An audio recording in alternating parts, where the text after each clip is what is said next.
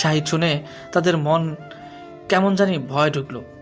তারা শাহিদকে প্রথম দেখে মনে করেছিল একটা কোনো হাবাগোবা ছেলে হবে, কিন্তু তাদের ধারণা ভুল হয়ে গেল।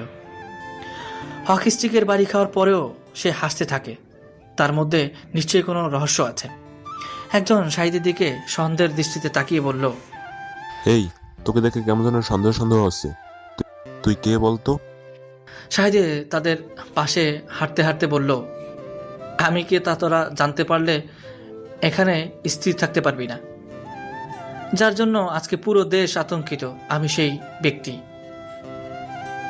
Underworld king. শাহিদের কথা শেষ হতেই ছেলেগুলো 2 কদম পিছিয়ে গেল। একজন রান্দা দিয়ে দৌড় শাহিদের কাছে আসতেই শাহিদ পকেট থেকে পিস্তল বের করে শুট করে দিল। গুলিটা তার বুকে লাগতেই রক্ত ফিলকি দিয়ে এসে শাহিদের টি শার্টের উপর পড়ল। শাহিদের সেদিকে কোনো খেয়ালই নেই। গুলি লাগার সাথে সাথে একটা নিথর দেহ মাটিতে পড়ে গেল। শাহিদ একে একে সব কয়টাকে শেষ করে দিয়ে বাসায় আসলো।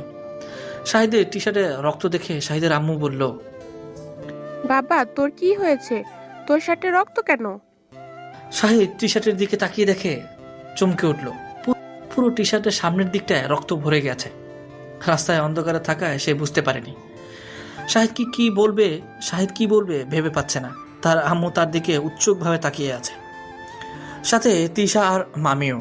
শাহিদ তার আম্মুকে বলল, আসলে আম্মু, আসার সময় দেখলাম একটা ছেলেকে ট্রাকের সাথে অ্যাক্সিডেন্ট করেছে, তো তাকে কোলে করে নিয়ে হাসপাতালে দিয়ে এসেছিলাম, তাই হয়তো বা শার্টে রক্ত লেগেছে। ও, ছেলেটা এখন কেমন আছে? না জানি কত কষ্টই বা ছেলেটা পেয়েছে। ছেলেটার পরিবার তার অ্যাক্সিডেন্টের কথা জানতে পেরেছে কি? শাহিদ তার আম্মুর এইরকম পরিস্থিতিতে বেশ আশ্চর্য হয়ে গেল। হায় আল্লাহ, এটা কি আমার আম্মু? যিনি নিজেই অসুস্থ হয়ে পড়েছে, তিনি আবার অন্য ছেলেদের অ্যাক্সিডেন্টের কথা শুনে মরিয়া হয়ে উঠেছে। কেন যে বলতে গেলাম এই মিথ্যা কথাটা? শাহিদ তার আম্মুর ঔষধ খাইয়ে দিয়ে বাসায় চলে আসলো। শাহিদের আম্মু এখন কিছুটা সুস্থ। সকালে সামিয়া নিউজ দেখে খুশিতে ডান্স দিতে লাগলো, কারণ গতকালের ছেলেগুলো আজকে রাতে খুনও করেছে। তবে কি খুন করেছে তা জানা যায়নি, কিন্তু সামিয়া ঠিকই বুঝতে পেরেছে। শাহিদ কলেজে গেল, ক্লাস শেষ করে বাসায় আসলো। আজকে সামিয়া কলেজে আসনি, ফোনেও রিসিভ করতেছে না। শাহিদ বিকেলে রুমে বসে থেকে পিস্তলগুলো লোড নিয়ে নিচ্ছিল। হঠাৎ কলিং বেল বেজে উঠল। দরজা খুলে দেখে সামিয়া দাঁড়িয়ে আছে। শাহিদ একটু চমকে উঠল। তার পিস্তলগুলো বেডেই রাখা ছিল। শাহিদ সামিয়াকে বলল, কি ব্যাপার সামিয়া, হঠাৎ করে চলে আসলে যে? সামিয়া মুচকি হেসে ভেতরে ঢুকতে ঢুকতে বলল, হবু বরের বাসায় আসতে আবার অনুমতি লাগে নাকি?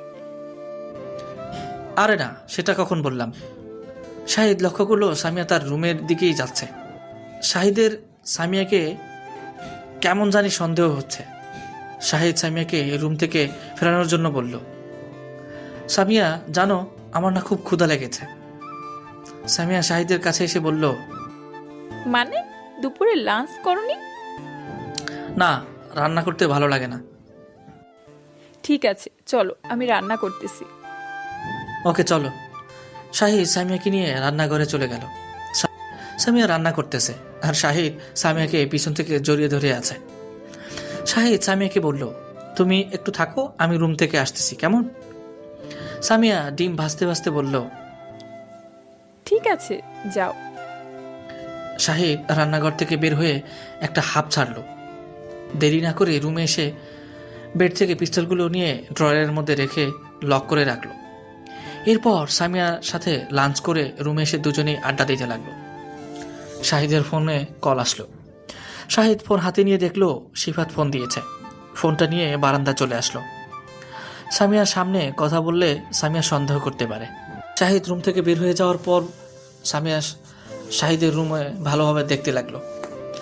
ড্রেসিং টেবিলের সামনে অনেকগুলো পারফিউম বোতল রাখা আছে।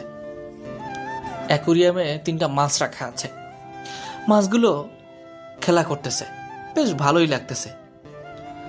ঘুরে দেখতে দেখতে সামিয়ার এক জায়গায় নজর পড়তেই সারা শরীর কেঁপে উঠল। শাহিদ রুমে আসতেই সামিয়া শাহিদকে জিজ্ঞেস করলো, আচ্ছা শাহিদ, তুমি এমন কেন? শাহিদ অবাক হয়ে বলল, আমি আবার কি করলাম?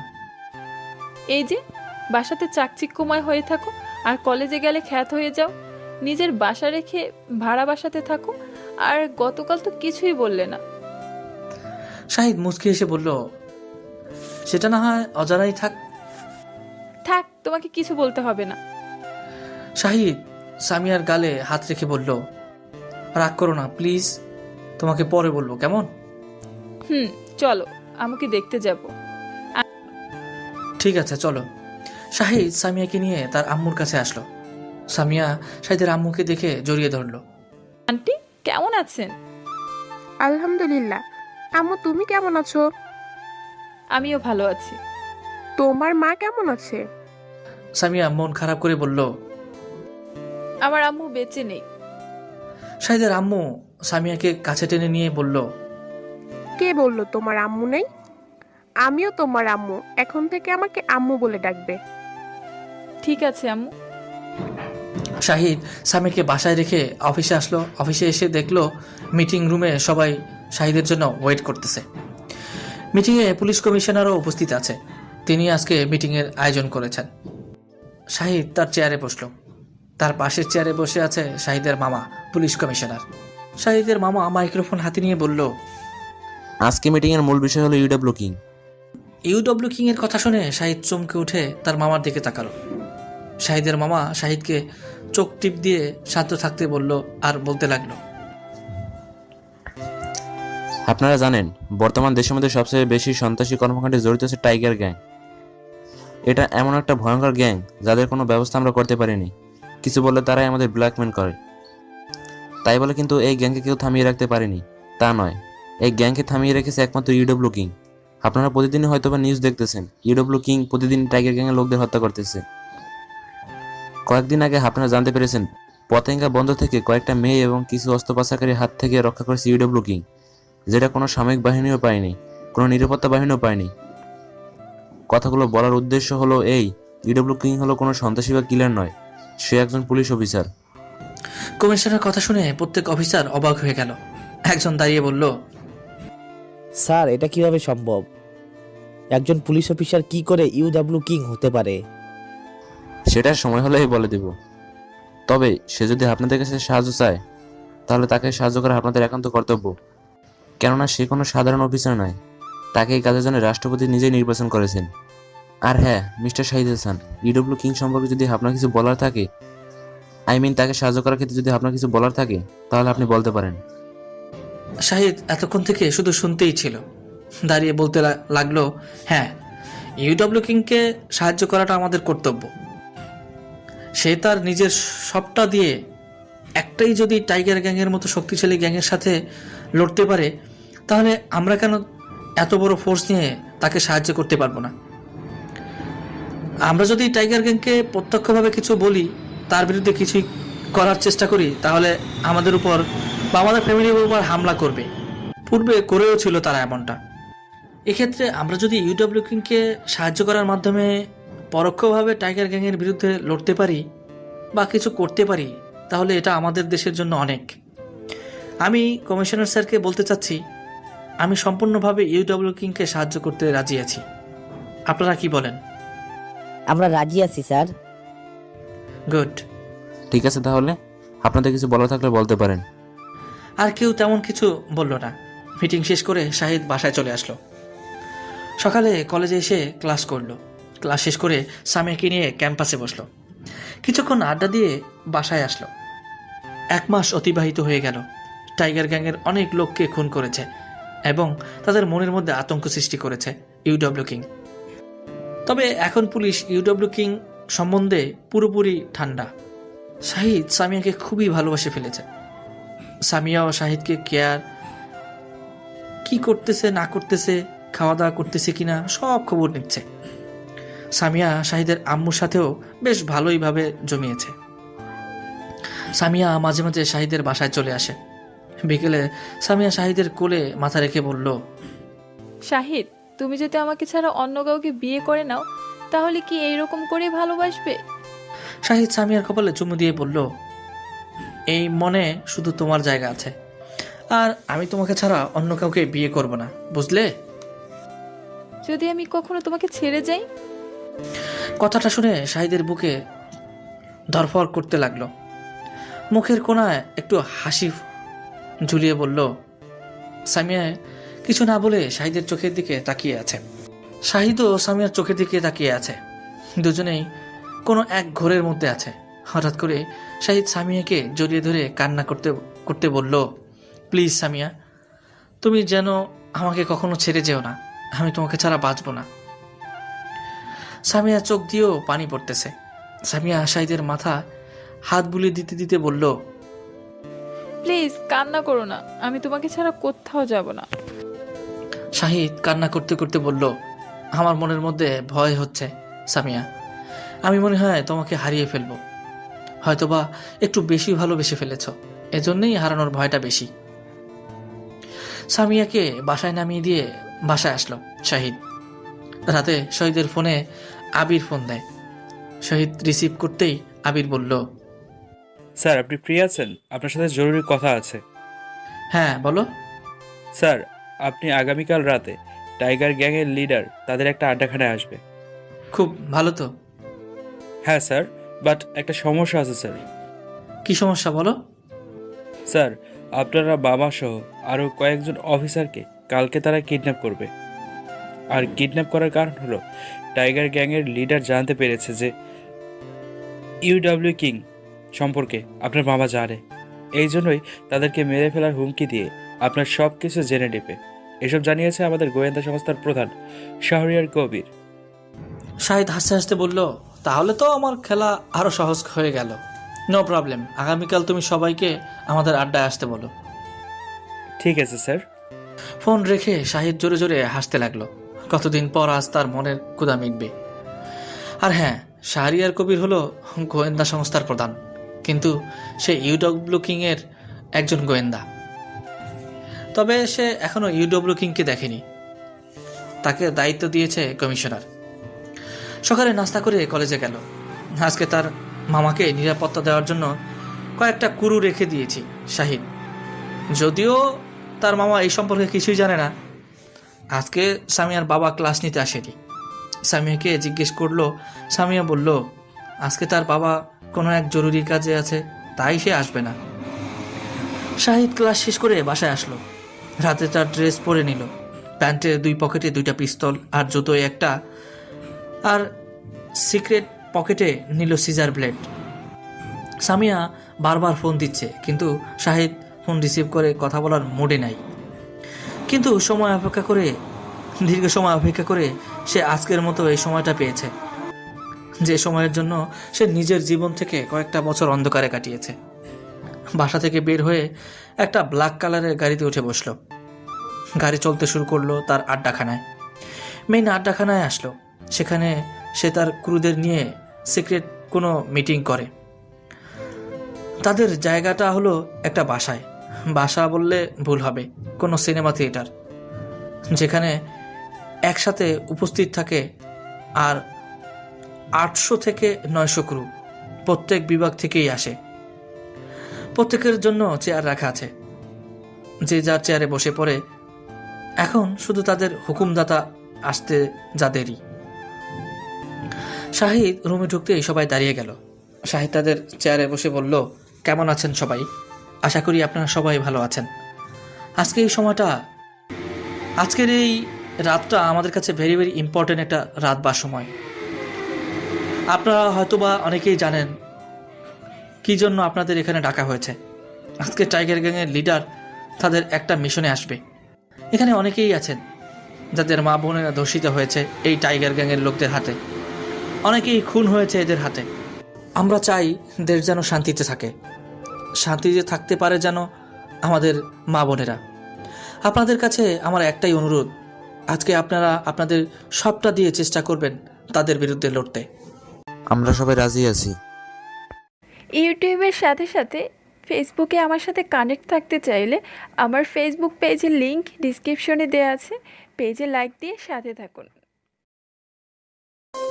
শাহিদ ল্যাপটপ নিয়ে তার মামার শার্টের বোতামের সাথে লাগিয়ে দেওয়া সিসি ক্যামেরার ফুটেজ আর তার মামার মোবাইল অন করা জিপিএসটা চালু করে দেখতে লাগলো কোথায় তাদের নিয়ে যাওয়া হয়েছে।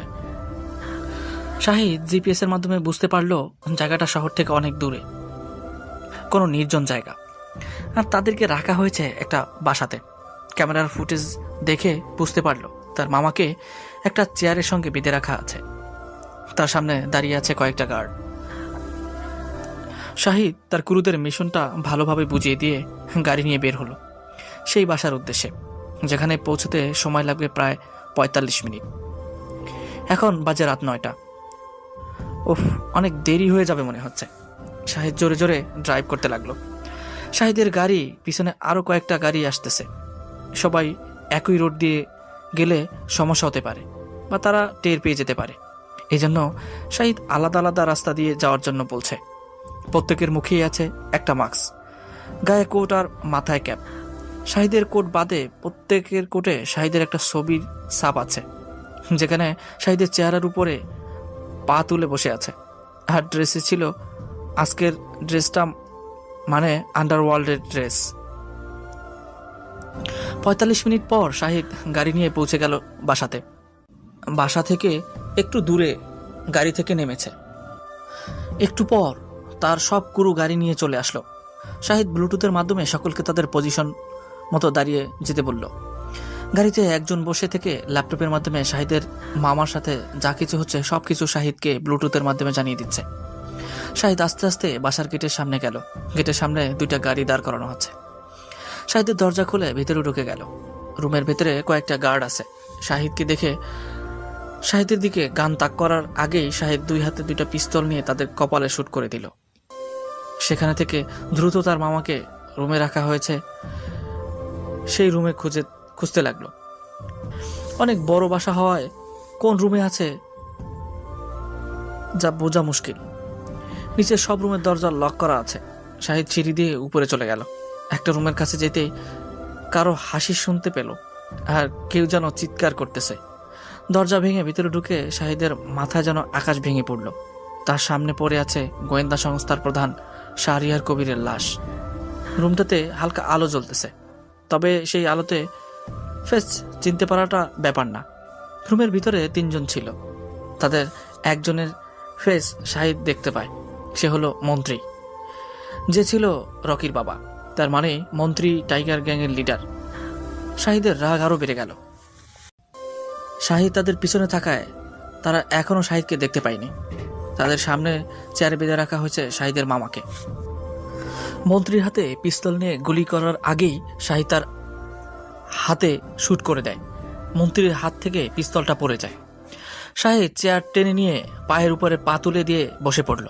মুখ থেকে মাস্কটা খুলে হাতে নিয়ে পকেট থেকে সিগারেট আর লাইটার বের করল। মন্ত্রী চিৎকার করতে করতে বলল, কার এত বড় সাহস আমাকে গুলি করার? শাহিদ সিগারেটের আগুন জ্বালাতে জ্বালাতে বলল, তোদের জমের।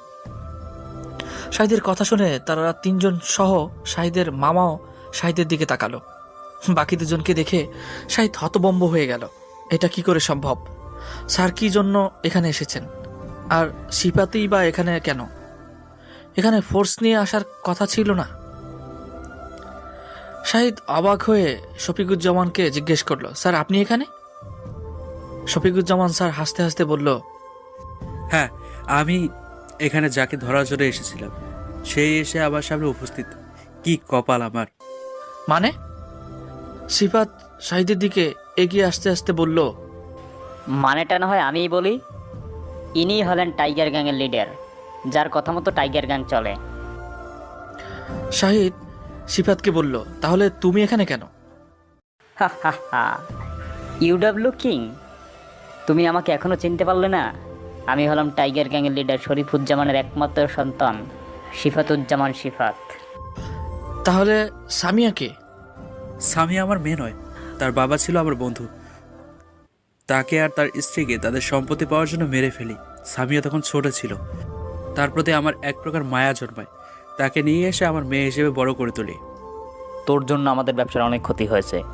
তোকে যদি আমরা আগেই চিনতে পারতাম তাহলে অনেক আগেই শেষ করে দিতাম। শাহিদ চেয়ার থেকে উঠে হাসতে লাগলো। তার হাসিতে মনে হচ্ছে পুরো রুম কাঁপতে শুরু করেছে। শাহিদ মুখে মাস্কটা পড়তে পড়তে বলল, এই আন্ডারওয়ার্ল্ডের কিং এর সঙ্গে খেলতে আসাটা অনেক বোকামি।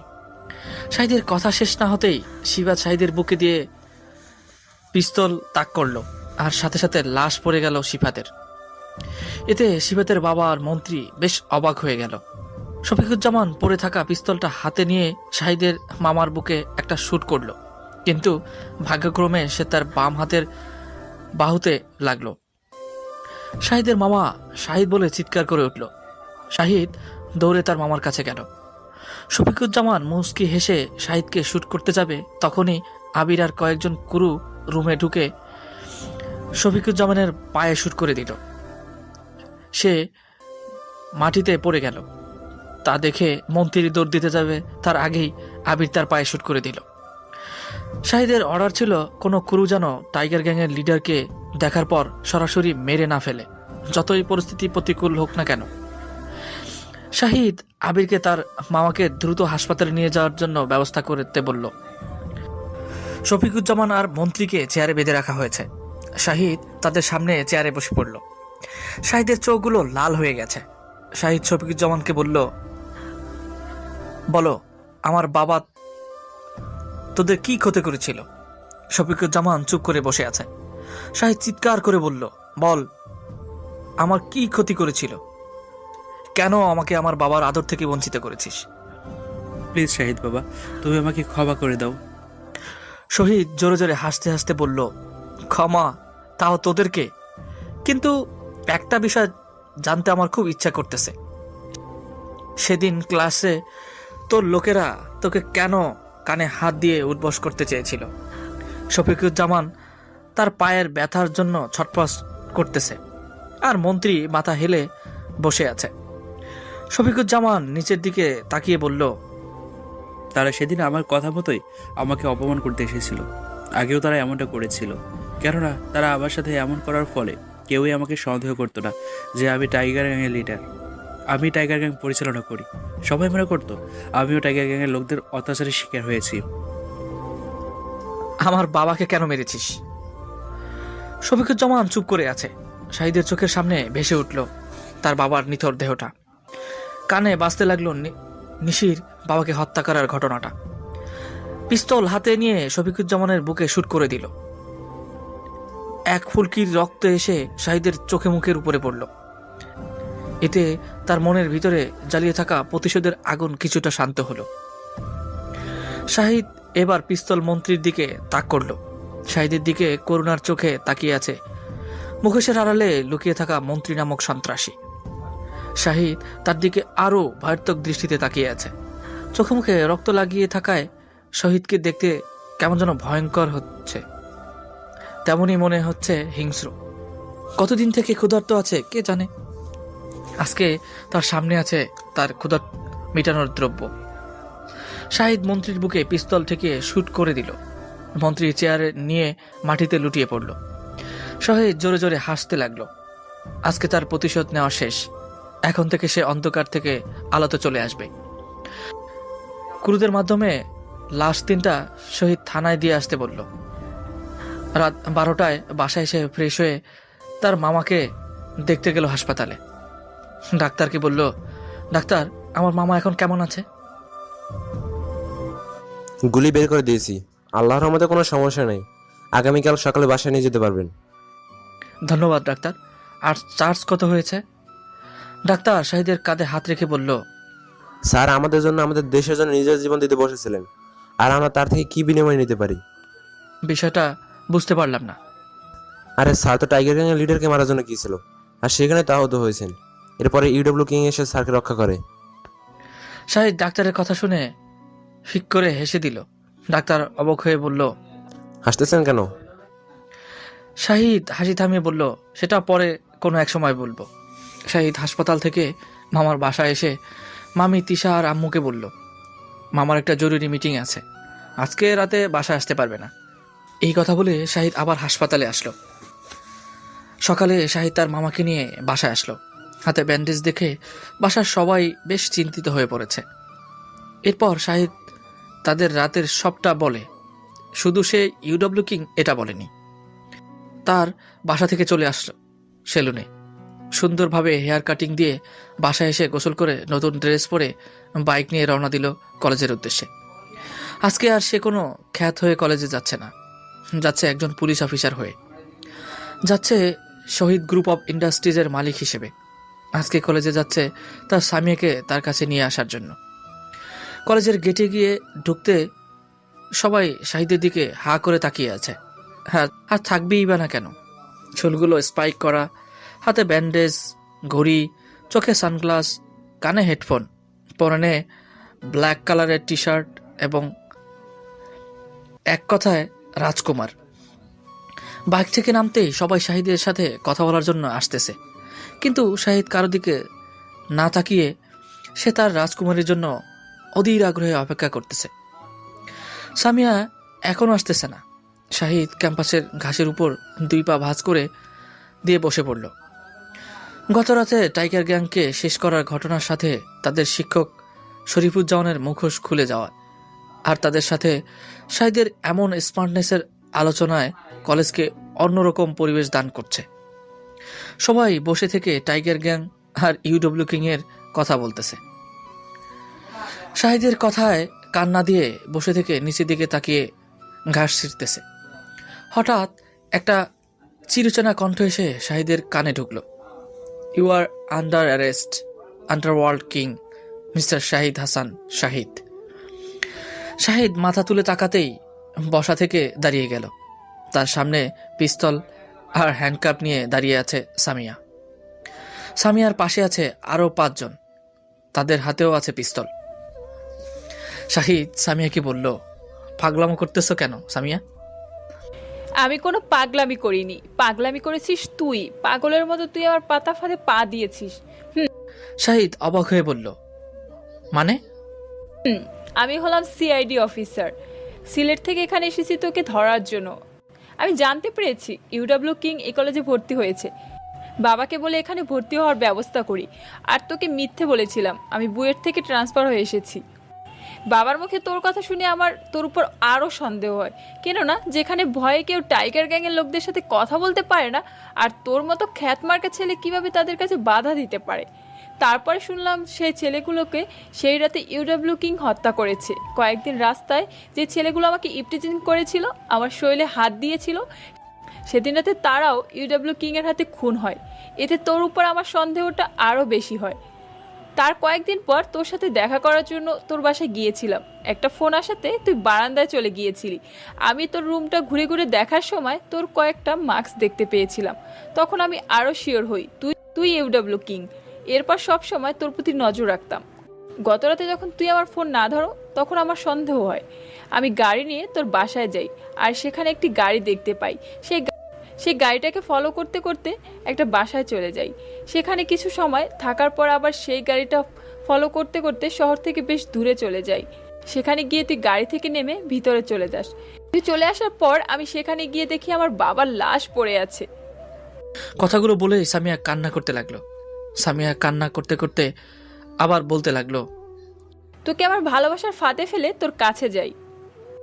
সামিয়ার কথা শুনে শাহিদের বুকটা কেঁপে উঠল, চোখ দিয়ে অনবরত পানি পড়তে শুরু করলো। শাহিদ সামিয়াকে কাপা কাপা কণ্ঠে বলল, তাহলে তুমি আমাকে ভালোবাসোনি? তোকে আমি কেন ভালোবাসতে যাব? তোর কি আছে? না আছে বাসা, না আছে টাকা পয়সা। তোর মা তো অন্য বাসায় থাকে, আর তোর যেসব আছে সেসব তো অন্য মানুষকে হত্যা করে নিজের নামে করে নিয়েছিস। শাহিদ সামিয়ার হাত ধরে কান্না করতে করতে বলল, প্লিজ সামিয়া, তুমি আমার সাথে এমন করো না। তোমাকে ছাড়া সত্যিই আমি বাঁচব না। চলো না এসব থেকে বের হয়ে সবকিছু নতুন করে শুরু করি। কি নতুন করে শুরু করব? তুই আমার বাবাকে মেরে ফেলেছিস, তাকে কি কখনো ফিরিয়ে দিতে পারবি? এখন তোকে যদি আমি আইনের হাতে তুলে দিতে পারি তাহলে আমি সিআইডির বড় অফিসার হয়ে যাব। শাহিদ কান্না করতে করতে বলল, কেন সামিয়া, তুমি আমার সাথে এত বড় প্রতারণা করলে? কি দোষ করেছিলাম আমি? তোমাকে তো আমি ভালোবাসতে চেয়েছিলাম না, তুমি তো আমাকে ভালোবাসতে শিখিয়েছ।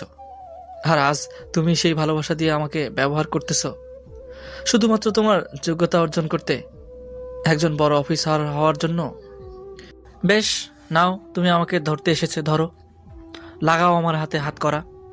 কথাগুলো বলে শাহিদ সামিয়ার সামনে 2 হাত উঁচু করে দাঁড়িয়ে আছে। চোখ দিয়ে পানি পড়তেছে।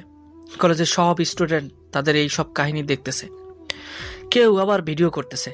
এতক্ষণে সবাই জেনে গেছে কে তাদের ইউডব্লিউ কিং।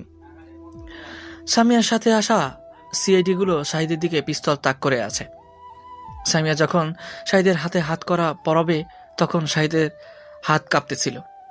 হঠাৎ করেই 3টা গাড়ি কলেজের গেটে দিয়ে ঢুকে তাদের সামনে এসে দাঁড়ালো।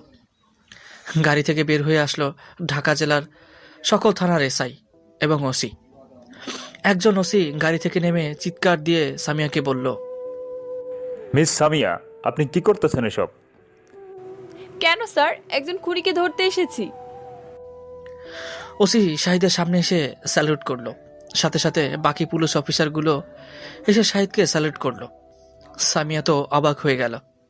শুধু সামিয়া নয়, সেখানে থাকা সিআইডি অফিসার এবং স্টুডেন্টরাও অবাক হয়ে গেল। আপনি কি জানেন উনি কে? আপনি কিসের ভিত্তিতে ওনাকে অ্যারেস্ট করতে এসেছেন? কিসের ভিত্তিতে ওনাকে এভাবে দাঁড়িয়ে রেখে অপমান করতেছেন? সামিয়া উৎসুকভাবে পুলিশ অফিসারদের দিকে তাকিয়ে আছে। কাঁপা কাঁপা কণ্ঠে বলল, কেউ নি স্যার। পিছন থেকে কে যেন বলল। উনি হলেন আমাদের। সবাই পিছনে তাকিয়ে দেখে পুলিশ কমিশনার সাহেব দাঁড়িয়ে আছে। তিনি আবার বলল, উনি হলেন আমাদের ঢাকা বিভাগের এসপি। তার আরেকটা পরিচয়, তিনি আন্ডারওয়ার্ল্ড কিং, যাকে এই কাজের দায়িত্ব দিয়েছেন রাষ্ট্রপতি নিজেই, যাকে দেশকে সন্ত্রাসী মুক্ত রাখা যায়। তিনি সঠিকভাবে তার কর্ম শেষ করেছেন। তার কথা শেষ হতেই কলেজে আরও 10 থেকে 12টা গাড়ি এসে সিরিয়ালভাবে দাঁড়িয়ে গেল। প্রত্যেকটা গাড়ি থেকে নামলো গায়ে ব্ল্যাক কোট, মাথায় ক্যাপ আর মুখে মাস্ক পরা লোক। সবাই বুঝতে পারলো এগুলো ইউডব্লিউ কিং এর লোক। সবার হাতে একটা করে গান। তারা এসে শাহিদকে চারপাশে ঘেরাও করলো, যাতে শাহিদকে কেউ বিরক্ত না করে। সামিয়া শুধু নীরব দর্শকের মতো দাঁড়িয়ে আছে। সে ভাবতেও পারেনি শাহিদ একজন পুলিশ অফিসার। শাহিদ সামিয়ার গালে 2 হাত রেখে বলল, খুব ভালোবাসতাম তোমাকে, কিন্তু কখনো ভাবতেও পারিনি ভালোবাসার শেষ পরিণতি এমন হবে। ভালো থেকো। শাহিদ সামিয়ার কাছ থেকে একটু দূরে এসে আবার সামিয়ার কাছে ফিরে এসে পকেট থেকে ফোনটা বের করে মেমোরি কার্ডটা খুলে সামিয়ার হাতে দিয়ে বলল, এটার ভিতরে একটা রেকর্ডিং আছে, কয়েকদিন পর প্লে করে শুনো। শাহিদ চোখের পানি মুছতে মুছতে তার মামার গাড়ির কাছে চলে আসলো। গাড়িতে ওঠার পর গাড়ি ছেড়ে দিল। প্রথমে পুলিশের গাড়ি যাওয়ার পর শাহিদের কুরুদের গাড়ি চলতে শুরু করলো।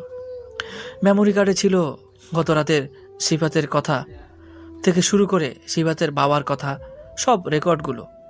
শহীদ আগেই রেকর্ডের সব ব্যবস্থা করে রেখেছিল। শাহিদ বাসায় এসে বেডে শুয়ে পড়ল। সে ভাবতেও পারেনি সামিয়া তাকে এত বড় একটা সারপ্রাইজ দিবে। সামিয়া শাহিদকে এত বড় একটা সারপ্রাইজ দিবে তা শাহিদ কখনো ভাবতেই পারেনি। শাহিদ তো কোনো ভুল করেনি। সে তো কাউকে ভালোবাসতে চেয়েছিল না। সে কাউকে তার অন্ধকার জীবনে কাউকে জড়াতে চেয়েছিল না। কিন্তু সামিয়া এসেই তার জীবনে ভালোবাসা নামক বীজটা বপন করে দিয়েছে। শাহিদ শুয়ে শুয়ে সামিয়ার একটা ফটো বের করে তা বুকে জড়িয়ে ধরে কান্না করতেছে। কেন এমনটা হলো আমার সাথে? সামিয়াকে তো আমি পাগলের মতো ভালোবেসেছিলাম ভাবতেছে আর কান্না করতেছে। বিকেলে শাহিদ নিশিদের বাসায় গেল। নিশির আম্মু বলল, আন্টি কেমন আছেন? আলহামদুলিল্লাহ। বাবা, তুমি কেমন আছো? আলহামদুলিল্লাহ। আন্টি, আগামীকাল থেকে আপনি আমার অফিসে দেখাশোনা করবেন। নিশির আম্মু অবাক হয়ে বলল, আমার অফিসে মানে? হ্যাঁ, আমাদের কোম্পানি এখন থেকে আপনি। নিশির আম্মু শাহিদের দিকে অবাক হয়ে তাকিয়ে থাকলো। শাহিদ বলল, আপনি হয়তো বা নিউজ দেখেছেন, টাইগার গ্যাংকে শেষ করে দেওয়া হয়েছে। তারা যাদের কাছ থেকে সম্পত্তি জোর করে দখল করেছিল সেই সম্পত্তির মালিকের কাছে ফিরিয়ে দেওয়া হবে। সো আপনি আগামীকাল থেকে সকালে আপনার অফিসে আসবেন। আচ্ছা বাবা, কে তুমি বলো তো? সে প্রথম দিন থেকে তুমি আমাদের সাহায্য করে যাচ্ছ। সেদিন তুমি আমাকে গাড়িতে করে হাসপাতালে নিয়ে গেলে, তারপর আমার অপারেশন করালে, আজকে আবার আমার হারানো সম্পত্তি ফিরিয়ে দিচ্ছ। এতদিন যাবৎ তুমি রাস্তায় টোকাইয়ের মতো পোশাক পরে চলাফেরা করতে, আর আজকে তুমি একদম রাজকুমারের মতো পোশাক পরে এসেছো। কে বাবা তুমি? শাহিদ চুপ করে আছে। তার তো আর চুপ করে থাকার প্রয়োজন নেই। এখন তো আর সে ছদ্মবেশী হয়ে নেই। নিশির আম্মুকে বলল, আন্টি, আপনি যে ইউডব্লিউ কিংকে দেখতে চেয়েছিলেন, আমি সেই ইউডব্লিউ কিং, শাহিদ হাসান শাহিদ। কি? হ্যাঁ। তাহলে তুমি আমাকে আগে পরিচয় দাওনি কেন? আসলে আন্টি, আমি ছদ্মবেশে ছিলাম টাইগার গ্যাংয়ের লিডারকে ধরার জন্য। আমাকে যদি তার আগেই চিনে ফেলতো তাহলে সমস্যা হয়ে যেত। তারা যেন কোনো ক্রমেই আমাকে চিনতে না পারে, এজন্যই আমি আমার পরিচয়টা গোপন করে রেখেছিলাম। এছাড়াও আমি একজন পুলিশ অফিসার। আচ্ছা আন্টি, আজকে আসি, আর একটু কাজ আছে। এত বড় মানুষ আমার বাসায় এসেছে, কিছু মুখি না দিয়েই চলে যাবে? এটা তো আমি মানতে পারি না। শাহিদ মুচকি হেসে বলল, অন্যদিন এসে খাবো। ঠিক আছে বাবা। শাহিদ নিশিদের বাসা থেকে তার বাসায় চলে আসলো। সন্ধ্যায় শাহিদার সকল ক্রুদের তার আড্ডায় আসতে বলল। সবাই এসেছে। শাহিদ বলতে লাগলো, কখনো ভাবতেও পারিনি আমাদের মিশনটা, আমাদের উদ্দেশ্যটা এভাবেই পূর্ণ হয়ে যাবে। দেশের জন্য কিছু করতে পারে আজকে নিজেকে খুব ভাগ্যবান মনে হচ্ছে। ইতিমধ্যে আপনারা হয়তো জানতে পেরেছেন আমি একজন পুলিশ অফিসার। টাইগার গ্যাংয়ের লোকেরা আমার বাবাকে নৃশংসভাবে হত্যা করেছিল। এটার কোনো সমাধান আইন দিতে পারেনি। তখন থেকে আমি এই অন্ধকার পথ বেছে নেয়, যাতে করে সন্ত্রাসীদের জন্য আমার মতো আরও হাজার সন্তান যেন তাদের বাবার আদর ভালোবাসা থেকে বঞ্চিত না হয়, তাদের জীবন থেকে বাবা নামক ছায়াটা হারিয়ে না যায়। হ্যাঁ, আমি আপনাদের চূড়ান্ত সহযোগিতায় এই কাজে সফলতা অর্জন করতে সক্ষম হয়েছি। আমি চাই এসবের দায়িত্ব আপনাদের দিয়ে এই জগৎ থেকে বের হয়ে যেতে। আমি একজন সাধারণ মানুষ হিসেবে বাকি জীবনটা অতিবাহিত করতে চাই। আপনারা কি বলেন? না ভাই, আপনি থাকেন আমাদের সাথে। ভাই, আপনি আমাদের ছেড়ে কোথাও যায়েন না। আপনি না থাকলে দেশে আবার সন্ত্রাসী কর্মকাণ্ড শুরু হবে। কেন? আমি চলে গেলে আবার কোনো সন্ত্রাসী কর্মকাণ্ড শুরু হবে? আপনারা কি জন্য আছেন? আমি শাহিদ না থাকলে কি হবে? আমার জায়গা থাকবে আবির, আর প্রত্যেক বিভাগে থাকবে বিভাগীয় লিডার। আগে যেমন আপনারা আমার ডাকে সাড়া দিয়েছিলেন, এখন থেকে আবিরের ডাকেও সাড়া দিবেন। আর একটা কথা মাথায় রাখবেন, দেশটা কিন্তু সবার। সো নিজ দায়িত্বে কাজ করবেন। ভালো থাকবেন সবাই। শাহিদ তার ক্যাপ আর কোট আবিরকে পরিয়ে দিয়ে সবার কাছ থেকে বিদায় নিয়ে বাসায় চলে আসলো। এখন শাহিদের আম্মু তাদের নিজের বাসায় থাকে। শাহিদ তার মিশন জন্য ভাড়া বাসায় থাকতো। ভেবেছিল মিশন শেষ করে সামিয়াকে বিয়ে করে তার নিজের বাসায় শিফট হবে। তার হলো কোথায়? রাতের মায়ের সাথে ডিনার করে নিজের রুমে এসে সামিয়ার সাথে কাটানো মুহূর্তগুলো মনে করতে করতে ঘুমিয়ে পড়ল। শাহিদ সকালে শাহিদ আর আম্মু একসাথে বসে থেকে টিভি দেখতেছে। তার আম্মু পাশে বসে বলল, আম্মু, আমি একটা কাজের জন্য বাইরে যেতে চাচ্ছি। কোথায় যাবে? দুবাইয়ে যাব। কতদিনের জন্য? তা তো জানি না, তবে কয়েক বছর লাগতে পারে। শাহিদের কথা শুনে শাহিদের আম্মু রেগে বলল, কি? তোকে আমি আর কোথাও যেতে দেব না। এই কয় বছর তোকে ছাড়া অনেক থেকেছি, আর নয়। তাছাড়া কয়দিন পরে সামিয়ার সাথে তোর বিয়ে দিয়ে দেব। সামিয়ার কথা শুনে শাহিদের বুকটা সাত করে উঠল, চোখ দিয়ে পানি পড়তে লাগলো। বলতে মন চাচ্ছে, আম্মু, সামিয়ার কখনো আমাকে ভালোবাসেনি আম্মু। সে শুধু তার যোগ্যতা অর্জনের জন্য আমার সাথে এতদিন মিথ্যা ভালোবাসার অভিনয় করে এসেছিল। সে আমাকে কখনোই ভালোবাসেনি আম্মু। শাহিদের মনের কথা শাহিদের মনেই থেকে গেল, সেটা আর প্রকাশ করা হলো না। শাহিদ তার মায়ের সামনে বসে দুই হাত গালে রেখে বলল, প্লিজ আম্মু, তুমি রাগ করো না। আমি একটা কাজের জন্য সেখানে যাব, কাজ শেষ করে চলে আসব। আর কয়েক বছর থাকলে তো তোমাকে এসে নিয়ে যাব। না, তোকে আমি যেতে দেব না। প্লিজ আম্মু, বোঝার চেষ্টা করো। বেশ কিছু সময় ধরে বুঝিয়ে শাহিদ তার মাকে রাজি করালো, তবে শর্ত দিয়েছে সবসময় ফোনে কথা বলতে হবে, আর বেশি দিন সেখানে থাকা যাবে না। শাহিদ তার সব শর্ত মেনে নিয়েছে। কখন যাবি? শাহিদ আগামীকাল 7টায় ফ্লাইট। এই কথা শুনে শাহিদের আম্মু তাকে জড়িয়ে কান্না করতে বলল, বাবা, কেন তুই বুঝিস না? তোকে ছাড়া আমি কিভাবে থাকবো বল? আমার তো বয়স হয়ে গেছে। এখন যদি তোর মুখটা সবসময় দেখতে না পাই তাহলে কেমন করে থাকবো বল? শাহিদ কি করবে? এটা ছাড়া যে তার কোনো উপায় নেই। তাকে এই দেশ ছেড়ে যেতেই হবে। এখান থেকে আর কারো মায়ায় নিজেকে জড়াতে চায় না। শাহিদ তার আম্মুকে বলল, আম্মু, তোমাকে তো আমি বললামই, একবারে যাচ্ছি না, না হলে চলো তুমি আমার সাথে। না, আমি যাব না। তুই মাঝের মধ্যে আমার কাছে আসবি। ঠিক আছে আম্মু। রাত 8টা বাজে। আজকে রাতে শাহিদের অফিসে একটা পার্টির আয়োজন করা হয়েছে, যেখানে উপস্থিত থাকবে ঢাকা বিভাগের সকল পুলিশ অফিসার, গোয়েন্দা সংস্থার অফিসার, সিআইডি অফিসার, আর্মি অফিসাররা। যদিও শাহিদ এসবের প্রতি কোনো ইন্টারেস্ট নেই, ছিল, কিন্তু এখন সেটা আর নেই। তার মনের মধ্যে চলছে শুধু সামিয়ার বলা কথাগুলো, সামিয়ার সাথে কাটানো মুহূর্তগুলো। গাড়ি নিয়ে বের হলো তার অফিসে পৌঁছে দেখলো যে যার মতো এনজয় করতেছে। মিউজিকের ব্যবস্থা করা হয়েছে। কেউ কেউ স্টেজে দাঁড়িয়ে গান গাইতেছে। সামনে দাঁড়িয়ে আছে সাংবাদিকরা। স্টেজে বসে আছে পুলিশ কমিশনার। শাহিদ স্টেজে এসে একটা চেয়ারে বসে পড়ল। কমিশনার কিছু বক্তব্য দিল। এরপরে তিনি শাহিদকে বক্তব্য দেওয়ার জন্য অনুরোধ করল। শাহিদ চেয়ার থেকে উঠে মাইক্রোফোনের সামনে দাঁড়িয়ে বলল, হ্যালো গাইস, আশা করি আপনারা সকলেই ভালো আছেন। আমাকে হয়তো সকলেই চেনেন। আমি এই জেলার পুলিশ অফিসার শাহিদ হাসান শাহী।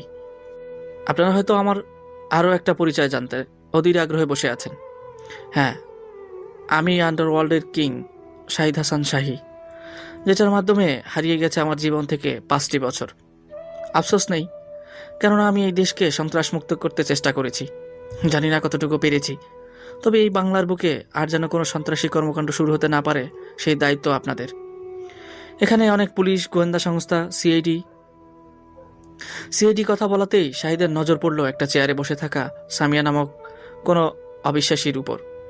শাহিদের বুকটা কেঁপে উঠল। সামিয়ার কথাগুলো তার মাথায় ঘুরপাক খেতে লাগলো। সামিয়াও শাহিদের দিকে তাকিয়ে আছে। শাহিদ আবার বলল, এখানে পুলিশ, গোয়েন্দা সংস্থা, সিআইডি আরও অনেক অফিসার আছেন। আপনাদের কাছে অনুরোধ, আপনারা আপনাদের দায়িত্বটা সঠিকভাবে পালন করুন।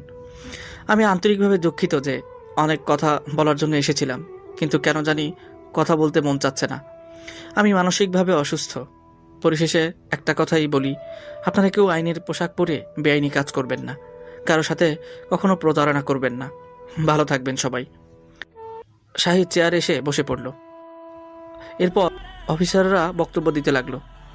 এবার সঙ্গীত পরিবেশন পালা। অনেক পুলিশ অফিসাররা গান গাইলেন। শাহিদের সেদিকে কোনো খেয়ালই নেই, মাথায় হেলে বসে আছে। হঠাৎ তার মামা মাইক্রোফোন হাতে নিয়ে বলল, গাইস, আপনাদের সামনে এখন সঙ্গীত পরিবেশন করবেন শাহিদ হাসান শাহী। একটি জোরে করতালি হয়ে যাক। সবাই হাততালি দিতে লাগলো।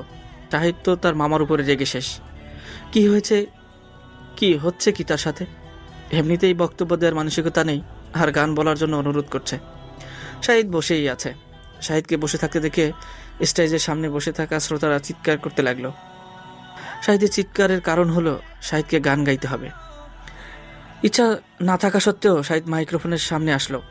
পাশে রাখা গিটারটা হাতে নিয়ে একটা টান দিল, আর সাথে সাথে শ্রোতারা ইয়া বলে চিৎকার দিতে উঠল। গিটারটা কাঁধে তুলে নিয়ে সুর তুলে চোখ বন্ধ করে গাইতে শুরু করলো। ভালোবেসেছিল এই মন, কত বিনিময়ে ব্যথা দিলে অবিরত। তুমি ছিলে শুধু এ বুক জুড়ে, কোনো মোহ পরে চলে গেলি দূরে। ভালোবেসেছিল এই মন কত বিনিময়ে ব্যথা দিলে অবিরত। তুই ছিলি শুধু এই বুকে জুড়ে, কোন মোহ পরে চলে গেলি দূরে। চাই না তোকে আর আমি, কষ্ট হবে জানি, নীরবে সব সইব, ফেলবো না চোখের পানি। ওরে ওরে মন, কাঁদিস না অকারণ, ভুলে যা তার সব স্মৃতি, নেই তাকে প্রয়োজন। মেঘনা দিন আর কখনোই ভাববো না তোকে আর, তুই আজ দূরে নেই তো আর আমার। ভুল ছিল আমারই, চেয়েছিলাম তোকে, এই মন উজাড় করে ভেবেছিলাম বুকে। তোর ছলনাতে মন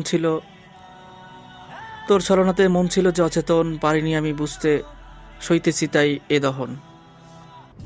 ওরে মন, কাঁদিস না অকারণ, ভুলে যা তার সব স্মৃতি, নেই তাকে প্রয়োজন। গানটা শেষ করে শাহিদ গিটারটা কাঁধ থেকে নামিয়ে রেখে চোখের পানি মুছতে মুছতে স্টেজ থেকে নেমে গাড়ির কাছে এসে গাড়ি নিয়ে বাসায় চলে আসলো। রুমে এসে বেডে শুয়ে চিৎকার করে কান্না করতে লাগলো। রুমটা সাউন্ড প্রুফ হওয়ায় শাহিদের কান্নার শব্দ বাইরে বের হচ্ছে না। সারা রাত একটুও ঘুম হয়নি শাহিদের। সকালে ঘুম থেকে উঠে ফ্রেশ হয়ে হালকা নাস্তা করে মায়ের সাথে বিদায় নিয়ে রওনা হলো এয়ারপোর্টের উদ্দেশ্যে। শাহিদের আম্মু শাহিদকে জড়িয়ে ধরে খুব কান্না করলো। শাহিদও নিজেকে সামলাতে না পেরে তার আম্মুকে জড়িয়ে ধরে কান্না করতে লাগলো। তার তো মনে চাচ্ছে তার মায়ের কাছে থাকতে, কিন্তু তা তো সম্ভব নয়। শাহিদ তার মামাকে কিছুই জানায়নি। তার মামা জানলে শাহিদকে কখনোই বাইরে যেতে দেবে না। শাহিদকে ফ্লাইটে উঠে দেওয়ার জন্য এসেছে আবির। 7টার সময় শাহিদের বিমান উড়াল দিল দুবাইয়ের উদ্দেশ্যে। সামিয়ার রাতে শাহিদের গান শুনে বাসায় এসে দরজা বন্ধ করে সেও কান্না করতে লাগলো। হঠাৎ মনে পড়ল শাহিদের দেওয়া মেমোরি কার্ডের কথা। তাড়াতাড়ি মেমোরি কার্ডটা ফোনে সেট করলো। এরপরে রেকর্ডিং ফাইলে ঢুকে সব কিছু শোনার পর সামিয়া হাত থেকে মোবাইলটা পড়ে গেল। মেঝেতে বসে থেকে কান্না করতে লাগলো। সারা রাত মেঝেতে বসে কান্না করতে করতেই কাটিয়েছে। সকালে দ্রুত শাহিদের বাসাতে আসলো, কিন্তু দরজায় তালা ঝুলানো। সেখান থেকে শাহিদের মামার বাসাতে আসলো। সে মনে করেছিল শাহিদের আম্মু তার মামার বাসাতে থাকে, কিন্তু সেখানে জানতে পারলো তারা তাদের নিজের বাসায় চলে গেছে। সামিয়া শাহিদের বাসার ঠিকানা নিয়ে চলে আসলো। কলিং বেল বাজাতেই শাহিদের আম্মু দরজা খুলে দিল। শাহিদের আম্মুকে জিজ্ঞেস করলো, আন্টি, শাহিদ কোথায় আছে? শাহিদ তো ডুবে গেছে মা, একটা কাজের জন্য। কয়েক বছর পর আসতে পারে। কেন, তোমাকে কিছু বলে যায়নি? সামিয়া কিছু না, শাহিদের আম্মুকে জড়িয়ে ধরে হাউমাউ করে কেঁদে দিল। শাহিদের আম্মু বেশ ঘাবড়ে যায়। সামিয়ার মাথায় হাত বুলিয়ে দিতে দিতে বলল, কি হয়েছে মা, তুমি এভাবে কান্না করছো কেন? সামিয়া কোনো কথা না বলে কান্না করেই যাচ্ছে। এই বোকা মেয়ে, কি হয়েছে বলবি তো? সামিয়া শাহিদের আম্মুকে সব কিছু বলে দিল। সব কিছু শোনার পর শাহিদের আম্মু সামিয়াকে নিজের কাছে থেকে ছাড়িয়ে নিয়ে অবাক চোখে তাকিয়ে থাকলো। সামিয়া আবার শাহিদের আম্মুকে জড়িয়ে ধরে কান্না করতে করতে বলল, আমি অনেক বড় ভুল করেছি আন্টি। এটা ছাড়া আমার আর কোনো উপায় ছিল না। উপায় ছিল না মানে? আমি শাহিদকে খুব ভালোবাসতাম। কয়েক বছর আগে আমার বাবা আমাকে বলেছিল তিনি আমার আসল বাবা নয়। এটা শোনার পর আমি কিছু সময় স্তব্ধ হয়ে যাই। তবুও খারাপ লাগেনি, কারণ তিনি আমার জন্মদাতা পিতা না হলেও তিনি আমাকে নিজের মেয়ের মতো ভালোবাসতো। আমি আব্বুকে জিজ্ঞেস করলাম, তাহলে আমার আসল পিতা কে? আব্বু আমার মাথায় হাত বুলিয়ে দিতে দিতে বলল, সে এখন জীবিত নেই। তুমি যখন ছোট ছিলে তখন তোমার বাবার সম্পত্তি লাভের জন্য তোমার বাবাকে ইউডাব্লিউ কিং মেরে ফেলেছে। আব্বুর কথা শুনে অবাক হয়ে জিজ্ঞেস করলাম, ইউডাব্লিউ কিং তো কয়েক বছর আগে সৃষ্টি হয়েছে। আব্বু হাসতে হাসতে বলল, ইউডাব্লিউ কিং আগে থেকেই ছিল। তার বয়স কিন্তু অনেক। তোমার বাবাকে মারার পর তারা দেশ থেকে চলে গিয়েছিল। কয়েক বছর আগে আবার দেশে এসেছে। আমি আব্বুর মাধ্যমে ওই কলেজে ভর্তি হয়ে যাই। সিআইডি অফিসার হওয়াতেই ভর্তি হয়ে কোনো সমস্যা হয়নি। প্রথম দিনে থেকেই শাহিদে আমার ভালো লাগতে শুরু হয়। আস্তে আস্তে তাকে আমি ভালোবাসতে শুরু করি। কিন্তু যখন শাহিদের ঘরে ইউডাব্লিউ কিংয়ের ড্রেস দেখি, তখন আমার বুকের ভিতরে মনে হয় কেউ হাতুড়ি দিয়ে পিটাচ্ছিল। মনে হচ্ছিল আমি আমার ভালোবাসাকে হারিয়ে ফেললাম। সেদিন যখন জানতে পারি ইউডাব্লিউ কিং শাহিদ, তখন আমার দুনিয়াটা অন্ধকার হয়ে গিয়েছিল। আমি বিশ্বাস করতে পারছিলাম না শাহিদ আমার বাবাকে হত্যা করেছিল। তারপরেও আমার বর্তমান বাবার কথাগুলো কানে বাজতে শুরু করে। আমার মনের মধ্যে জ্বলিয়ে ওঠে প্রতিশোধের আগুন। আব্বুর কথার বিচার করার শক্তিটা আমি হারিয়ে ফেলেছিলাম। পরদিন সকালে আমি শাহিদকে অ্যারেস্ট করতে যাই, কিন্তু বিশ্বাস করুন আমি আন্টি শাহিদ আম্মু ভুলকুসকে তাকিয়ে বলল, মানে? আমার বাবা শাহিদের সম্পর্কে সবসময় মিথ্যা বলেছিল।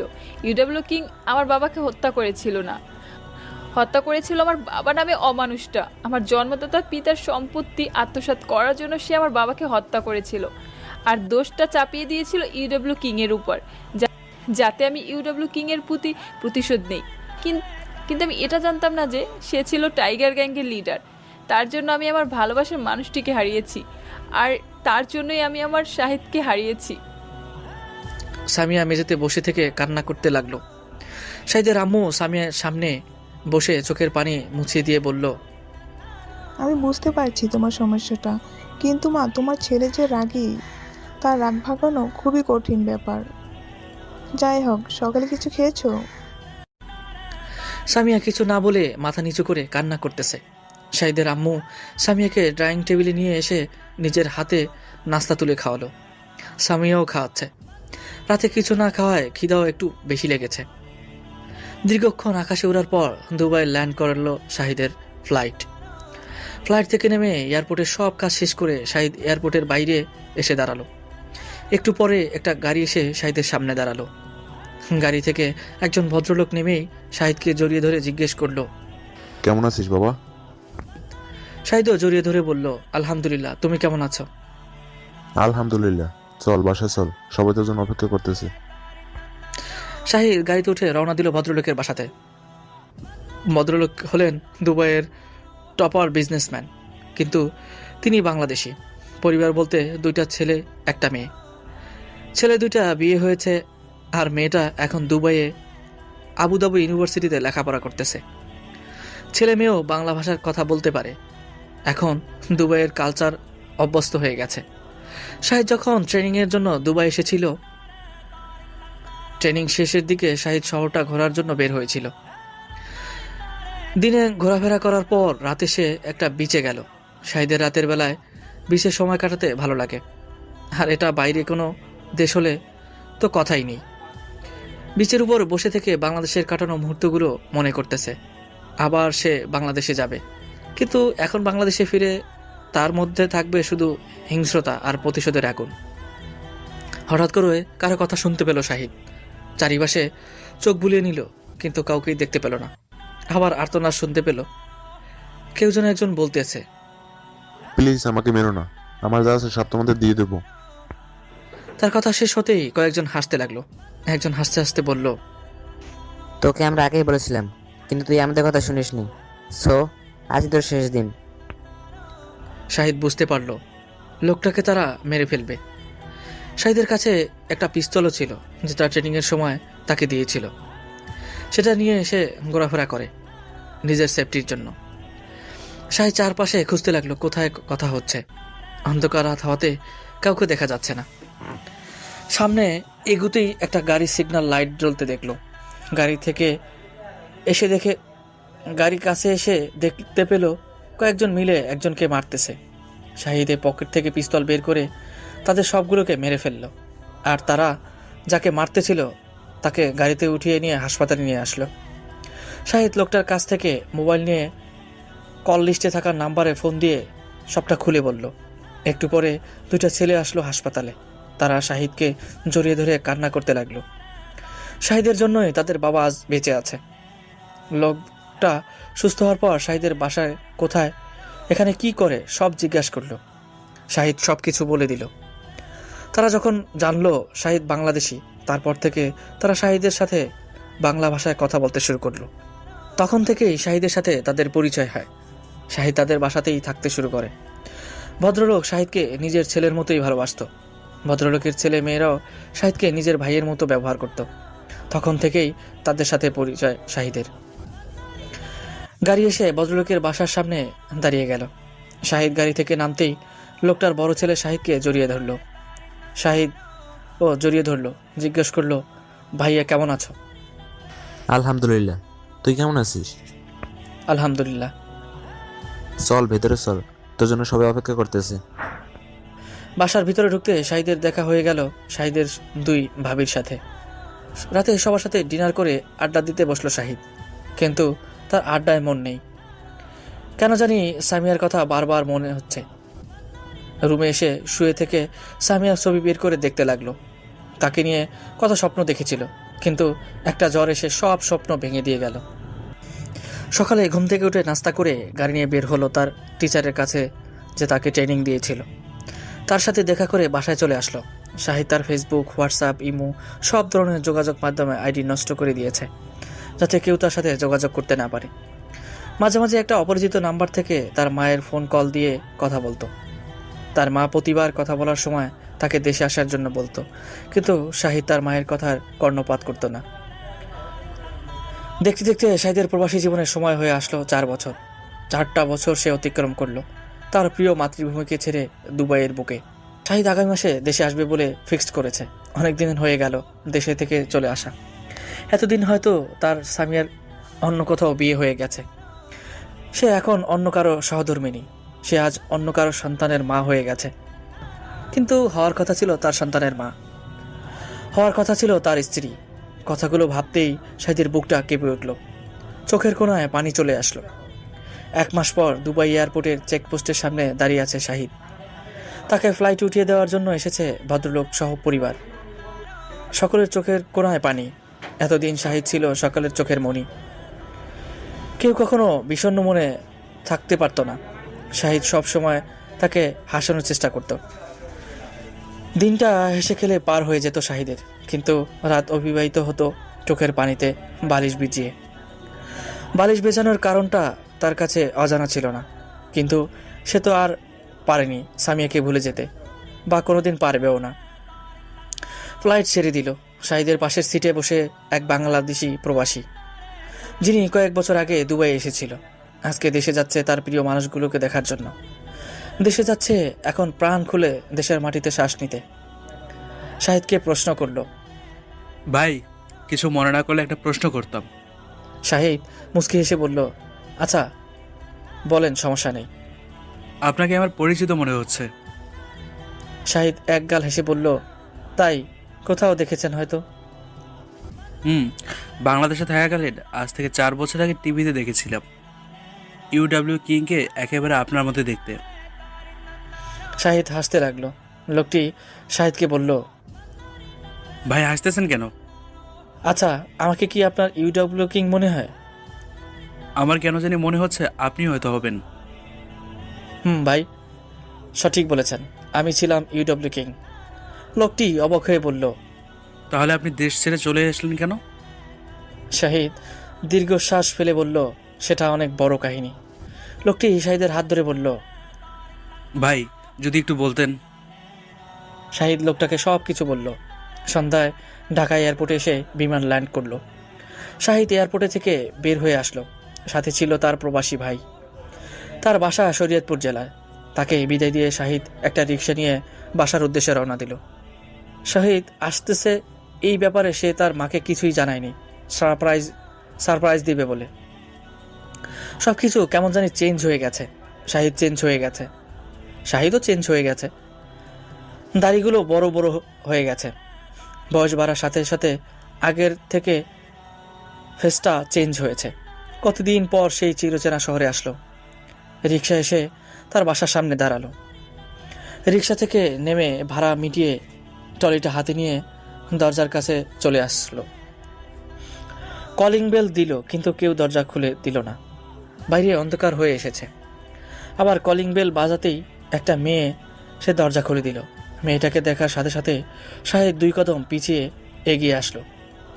মেয়েটা ছিল সামিয়া, যার মায়া কাটানোর জন্য সে পাড়ি জমিয়েছিল দুবাইয়ের বুকে। শাহিদকে চিনতেই সামিয়া একটু অসুবিধা হয়নি। সামিয়া শাহিদ বলে জোরে একটা চিৎকার দিয়ে শাহিদকে জড়িয়ে ধরে কান্না করতে লাগলো। শাহিদের চোখে থেকে 2 ফোঁটা পানি পড়ল গালে, কিন্তু তা চোখ থেকে বের হওয়ার আগেই শাহিদ হাত দিয়ে মুছে নিয়ে সামিয়াকে নিজের কাছ থেকে ছাড়িয়ে নিয়ে সজোরে সামিয়াকে একটা চড় মারল। সামিয়া তাল সামলাতে না পেরে ছিটকে পড়ে গেল। শাহিদের আম্মু এতক্ষণে তাদের কাছে চলে এসেছে। শাহিদের আম্মু শাহিদকে জড়িয়ে ধরে কান্না করতে লাগলো। শাহিদ ট্রলি হাতে নিয়ে নিজের রুমে চলে আসলো। রুমে ঢুকতেই আকাশ ছেকে পড়ল। আজ থেকে 4 বছর আগে যেরকম করে তার রুম সাজানো ছিল, আজও সেইভাবেই সাজানো আছে। বুঝতে অসুবিধা হলো না কেন এমন করে সাজিয়েছে। ফ্রেশ হয়ে বিছানায় শুয়ে পড়ল। শাহিদ শুয়ে তাকে ভাবতে লাগলো সামিয়ার সাথে যখন কলেজে লাশ দেখা হয়েছিল সেই সময়ের কথা। কতদিন পর আজকের সেই চিরচেনা মুখটা দেখতে পাচ্ছে। সেদিন কতটা আশা করে বসেছিল সামিয়ার জন্য, কিন্তু এক নিমিষেই সব কিছু শেষ হয়ে গিয়েছিল। স্বপ্ন ভেঙে চুরমার হয়ে গিয়েছিল। চোখের পানি মুছে চোখ বন্ধ করে শুয়ে থাকলো। একটু পর সামিয়া এসে শাহিদের পাশে বসলো। শাহিদ তার হাতটা দুই চোখের উপর দিয়ে চোখ বন্ধ করে শুয়ে আছে। সামিয়া শাহিদকে বলল, আম্মু তোমাকে নাস্তা করার জন্য নিচে যেতে বলেছে।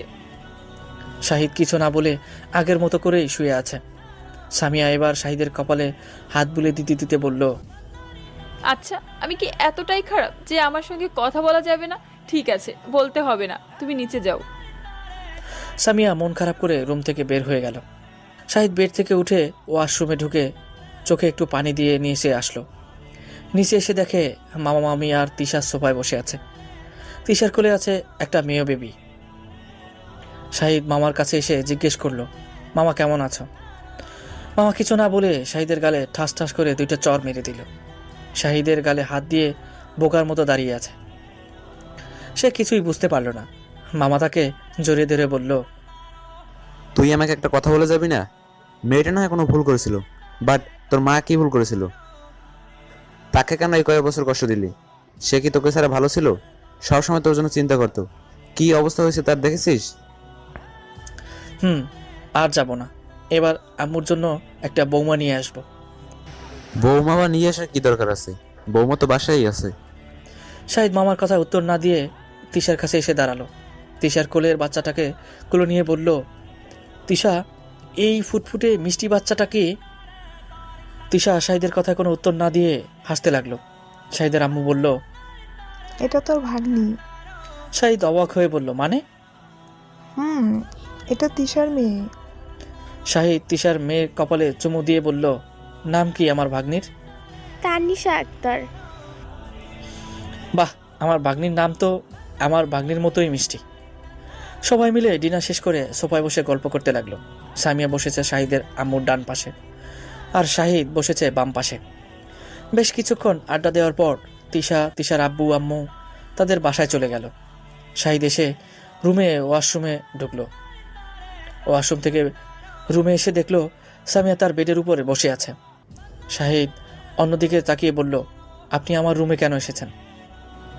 কেন আসতে পারি না? না, আপনি আসতে পারেন না। আমার রুমে আসার আপনার কোনো অধিকার নেই। সামিয়া শাহিদের সামনে এসে দাঁড়িয়ে বলল, আমি জানি আমি তোমার সাথে অন্যায় করেছি। আমি তোমার ভালোবাসা মর্যাদা দিতে পারিনি, তোমার ভালোবাসা নিয়ে খেলা করেছি।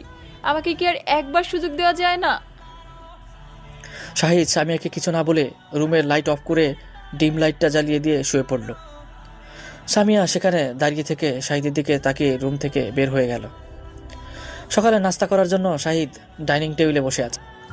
সামিয়া এসে শাহিদের প্লেটে নুডলস, কেক আর তেল ছাড়া ভাজা পরোটা তুলে দিল। শাহিদের আম্মু পাশের চেয়ারে বসে আছে। শাহিদ বলল, আম্মু, আমাদের বাসায় এই বুয়াকে কতদিন আগে থেকে রেখেছ? শাহিদের আম্মু অবাক হয়ে বলল, আমাদের বাসায় বুয়া কোথায় পেয়েছিস? শাহিদ সামিয়াকে দেখিয়ে দিয়ে বলল, এই তো বুয়া। কি রান্না করেছে এসব? না পারলে কাজ করতে আসো কেন? আসবে না, অযথা টাকা নেওয়ার কি আছে? শাহিদের কথাটা সামিয়ার বুকে গিয়ে বাঁধল। সামিয়া কান্না করতে করতে নিজের রুমে চলে আসলো। শাহিদের আম্মু শাহিদকে বলল, বাবা, তুই মেয়েটার সাথে এমন ব্যবহার করছিস কেন? শাহিদ নুডলস মুখে দিয়ে বলল, আমি আবার কেমন ব্যবহার করলাম? তুই আসার পর থেকে দেখছি মেয়েটার সাথে খারাপ ব্যবহার করে যাচ্ছিস। জানিস মেয়েটা তোর জন্য কতটা কান্না করেছে? আজ তোর জন্য এসে এই বাড়িতে পড়ে আছে। জানি সে ভুল করেছিল। শাহিদ আম্মুকে আর কিছু বলতে না দিয়ে বলল, হয়েছে, থামো, আর কিছু শুনতে চাই না। নাস্তা শেষ করে শাহিদ নিজের রুমে এসে শুয়ে পড়ল। সামিয়াকে এইভাবে বলতে সাদিয়ার খারাপই লাগলো। রিক্সা নিয়ে বের হলো নিশিদের সেই ছোট্ট কুটিরে। রিক্সা থেকে নেমে নিশিদের বাসার সামনে এসে দেখলো দরজায় তালা ঝুলিয়ে রাখা আছে। কোথায় গেল তারা? এখানেই তো থাকতো। পরক্ষণে মনে হলো নিশিত আর এখানে থাকবে না, এখন আর তাদের নিজস্ব বাসাতে থাকবে। কিন্তু বিপত্তি ঘটল। শহীদ তো আর নিশিদের বাসা চিনে না। রিক্সা নিয়ে নিশির আব্বুর অফিসে আসলো, যদি সেখানে তাদের ঠিকানা পাওয়া যায়। অফিসে এসে ম্যানেজারের কাছ থেকে নিশির আম্মুর ফোন নাম্বার নিয়ে ফোন দেয়।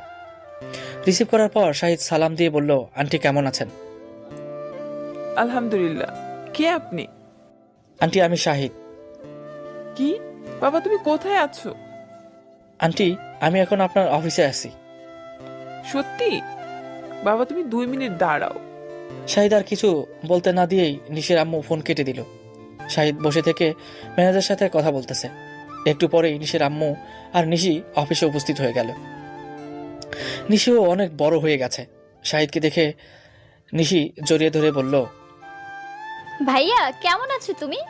আমি খুব ভালো আছি। নিশু পাখি তুমি কেমন আছো? আলহামদুলিল্লাহ।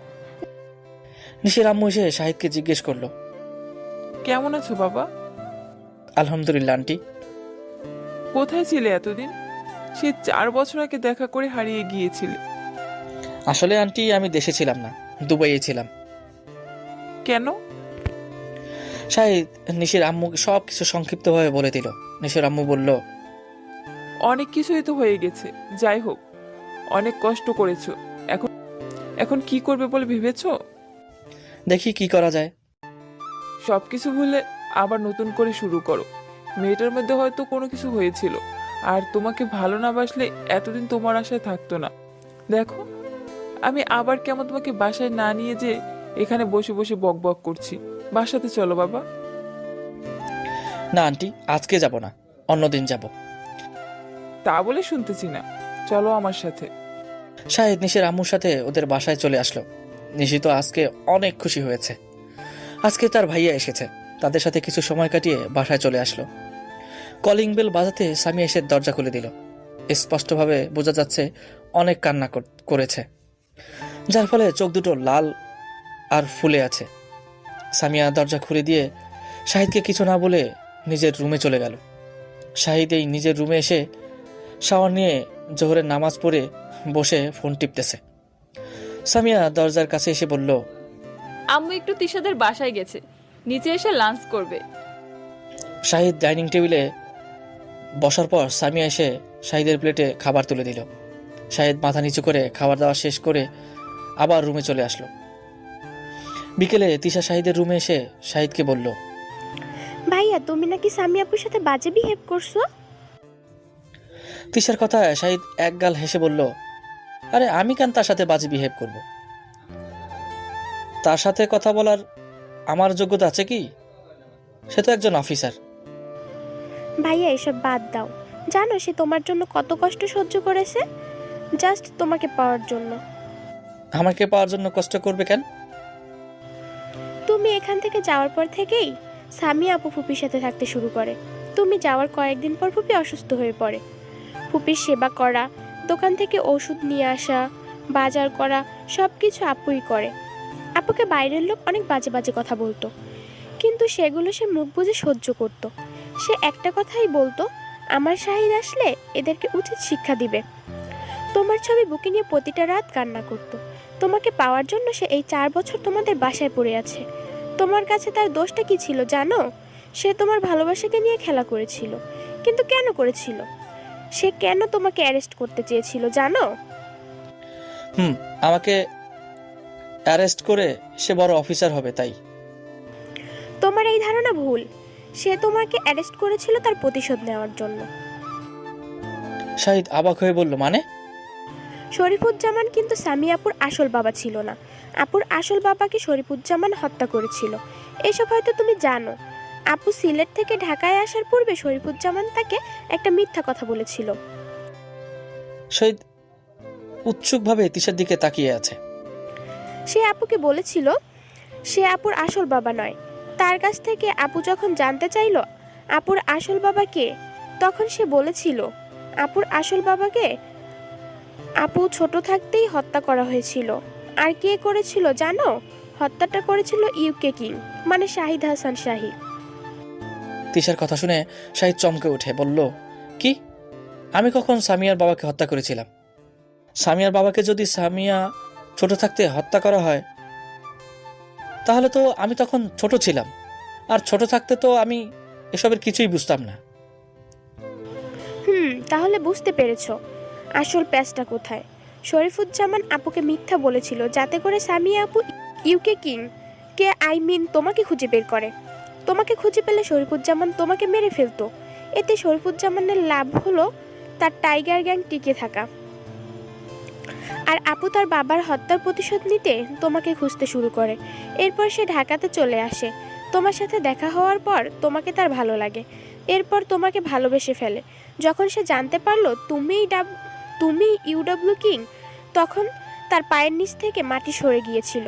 সে কখনোই ভাবতে পারেনি আপু শরীফুজ্জামানের কথায় তার বাবার হত্যার প্রতিশোধ নেওয়ার জন্য তোমাকে অ্যারেস্ট করতে গিয়েছিল।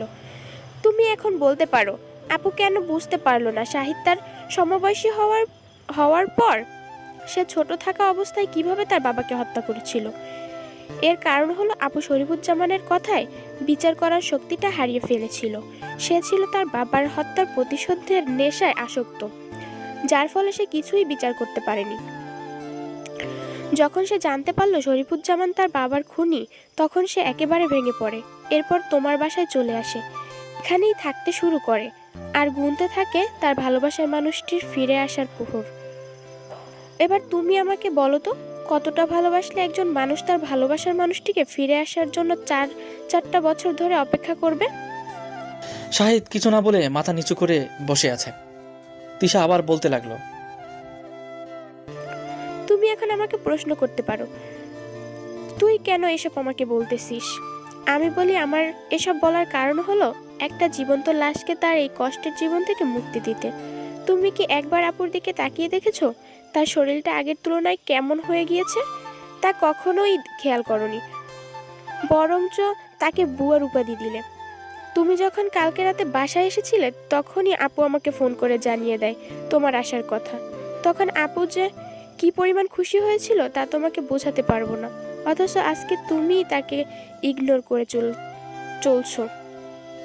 তবুও সে তোমাকে ছেড়ে চলে যায়নি, কারণ সে তোমাকে ভালোবাসে। যাই হোক, একটা কথা বলি, যা করবে ভেবে চিন্তে করবে। তিশা রুম থেকে বের হয়ে গেল। শাহিদ ভাবতে লাগলো, সামিয়া কি আমাকে সত্যিই ভালোবাসে? আর ভালো না বাসলে কেন এতদিন ধরে আমার বাসায় বসে আছে? নাকি এটাও তার কোনো চক্রান্ত? সন্ধ্যায় শাহিদ ছাদে আসলো। ছাদে এসে দেখে সামিয়া রেলিং ধরে আকাশের দিকে তাকিয়ে আছে। শাহিদ আর ছাদে না থেকে ফিরে আসতে যাবে, তখন সামিয়া বলল, তুমি ছাদে থাকো, আমি নিচে যাচ্ছি। সামিয়া চোখের পানি মুছতে মুছতে নিচে চলে আসলো। শাহিদ দোলনায় বসে আকাশ দেখলে লাগলো। শাহিদ এখন কিছুই ভাবতে পারছে না। বারবার তিশা বলার কথাগুলো কানে ভাসতেছে। ডিনার করার সময় আম্মু বলল, শাহিদ, আমি তোমার আর সামিয়ার বিয়েটা দিয়ে দেবো ভাবছি।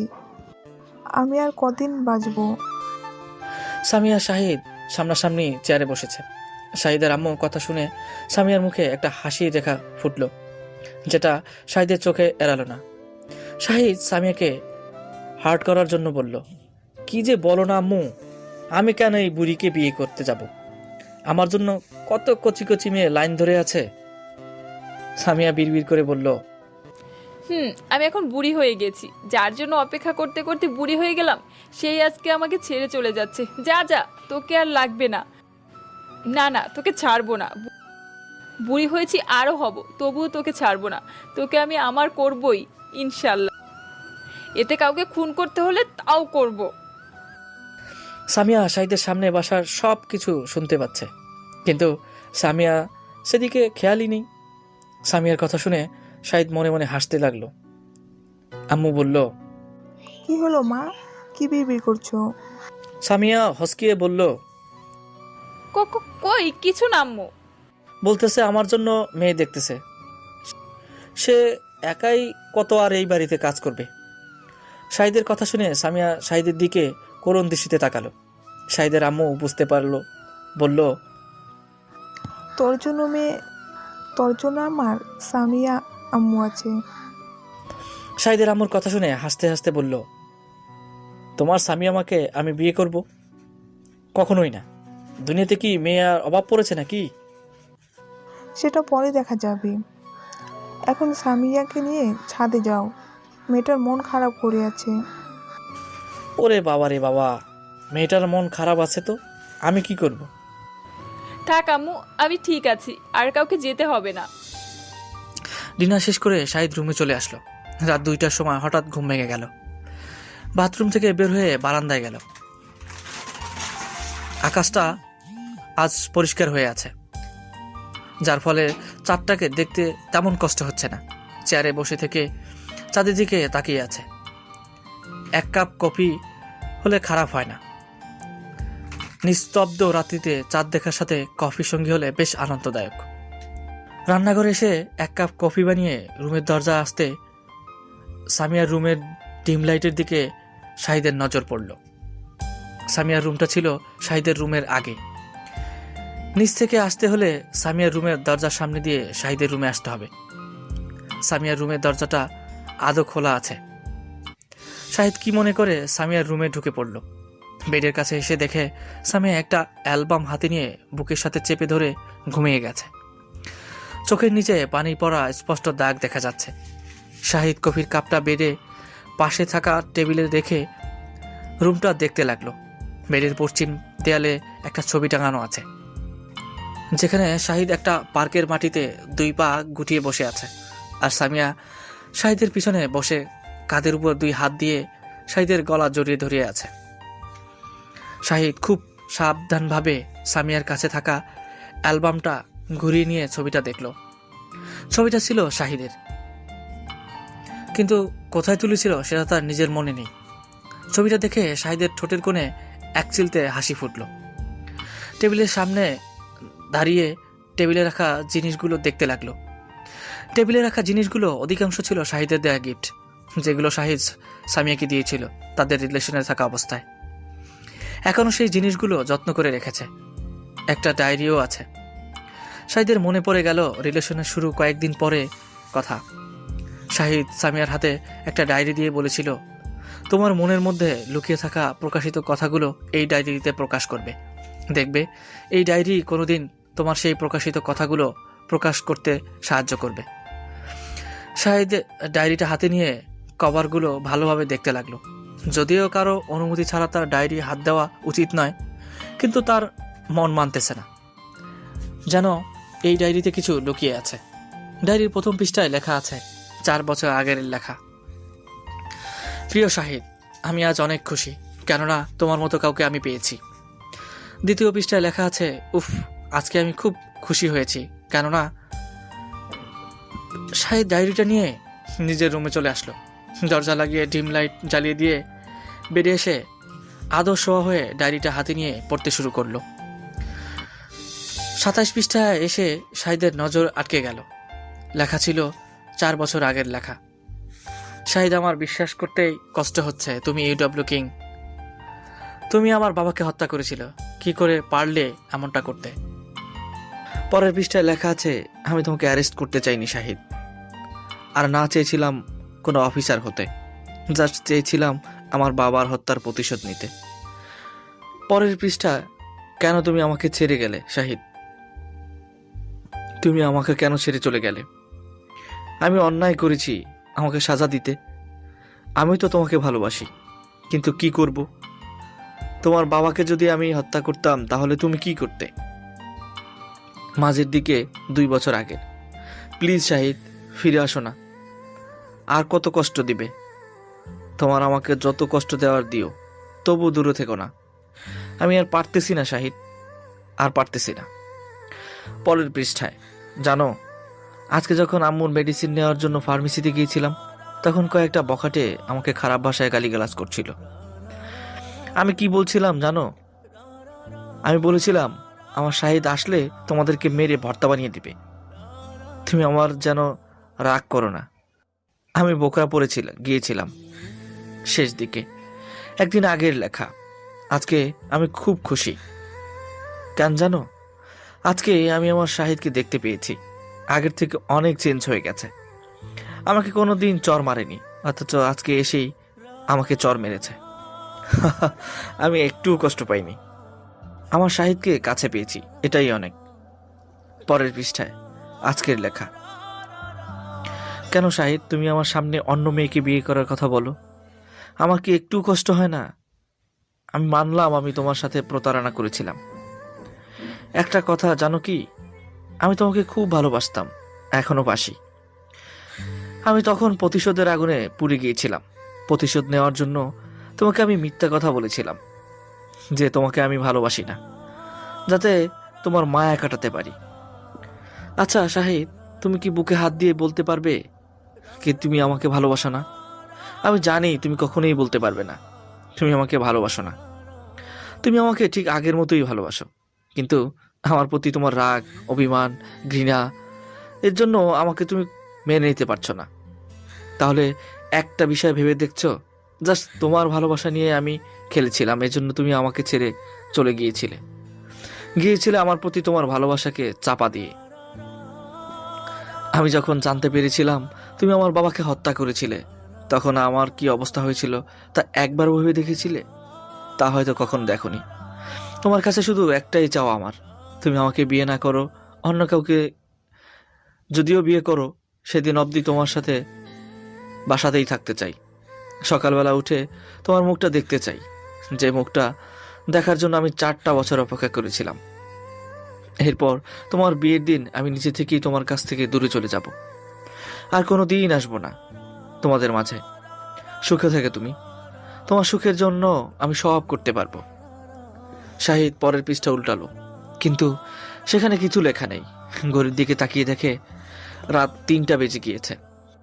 ডায়েরি পড়তে পড়তে কখন যে রাত হয়েছে বুঝতেই পারিনি। সামিয়ার রুমে ডায়েরিটা রেখে এসে ঘুমিয়ে পড়ল। 1 সপ্তাহ পর আবহাওয়াটা চেঞ্জ হয়ে গেছে। হঠাৎ করেই দুপুর থেকে বৃষ্টি শুরু হয়েছে। সন্ধ্যায় শাহিদ রুমে এসে বসে আছে। শরীরটা একটু গরম করতেছে, মনে হচ্ছে জ্বর আসবে। বেডে হেলান দিয়ে ঘুমিয়ে পড়লাম। রাতে সামিয়া ডিনার করার জন্য শাহিদকে ডাকতে শাহিদের রুমে আসলো। কয়েকটা ডাক দিল, তবু শাহিদের কোনো সাড়া পেল না। গায়ে হাত দিতেই সামিয়া চমকে উঠল। শাহিদের সারা দেহ জ্বরে পুড়ে যাচ্ছে।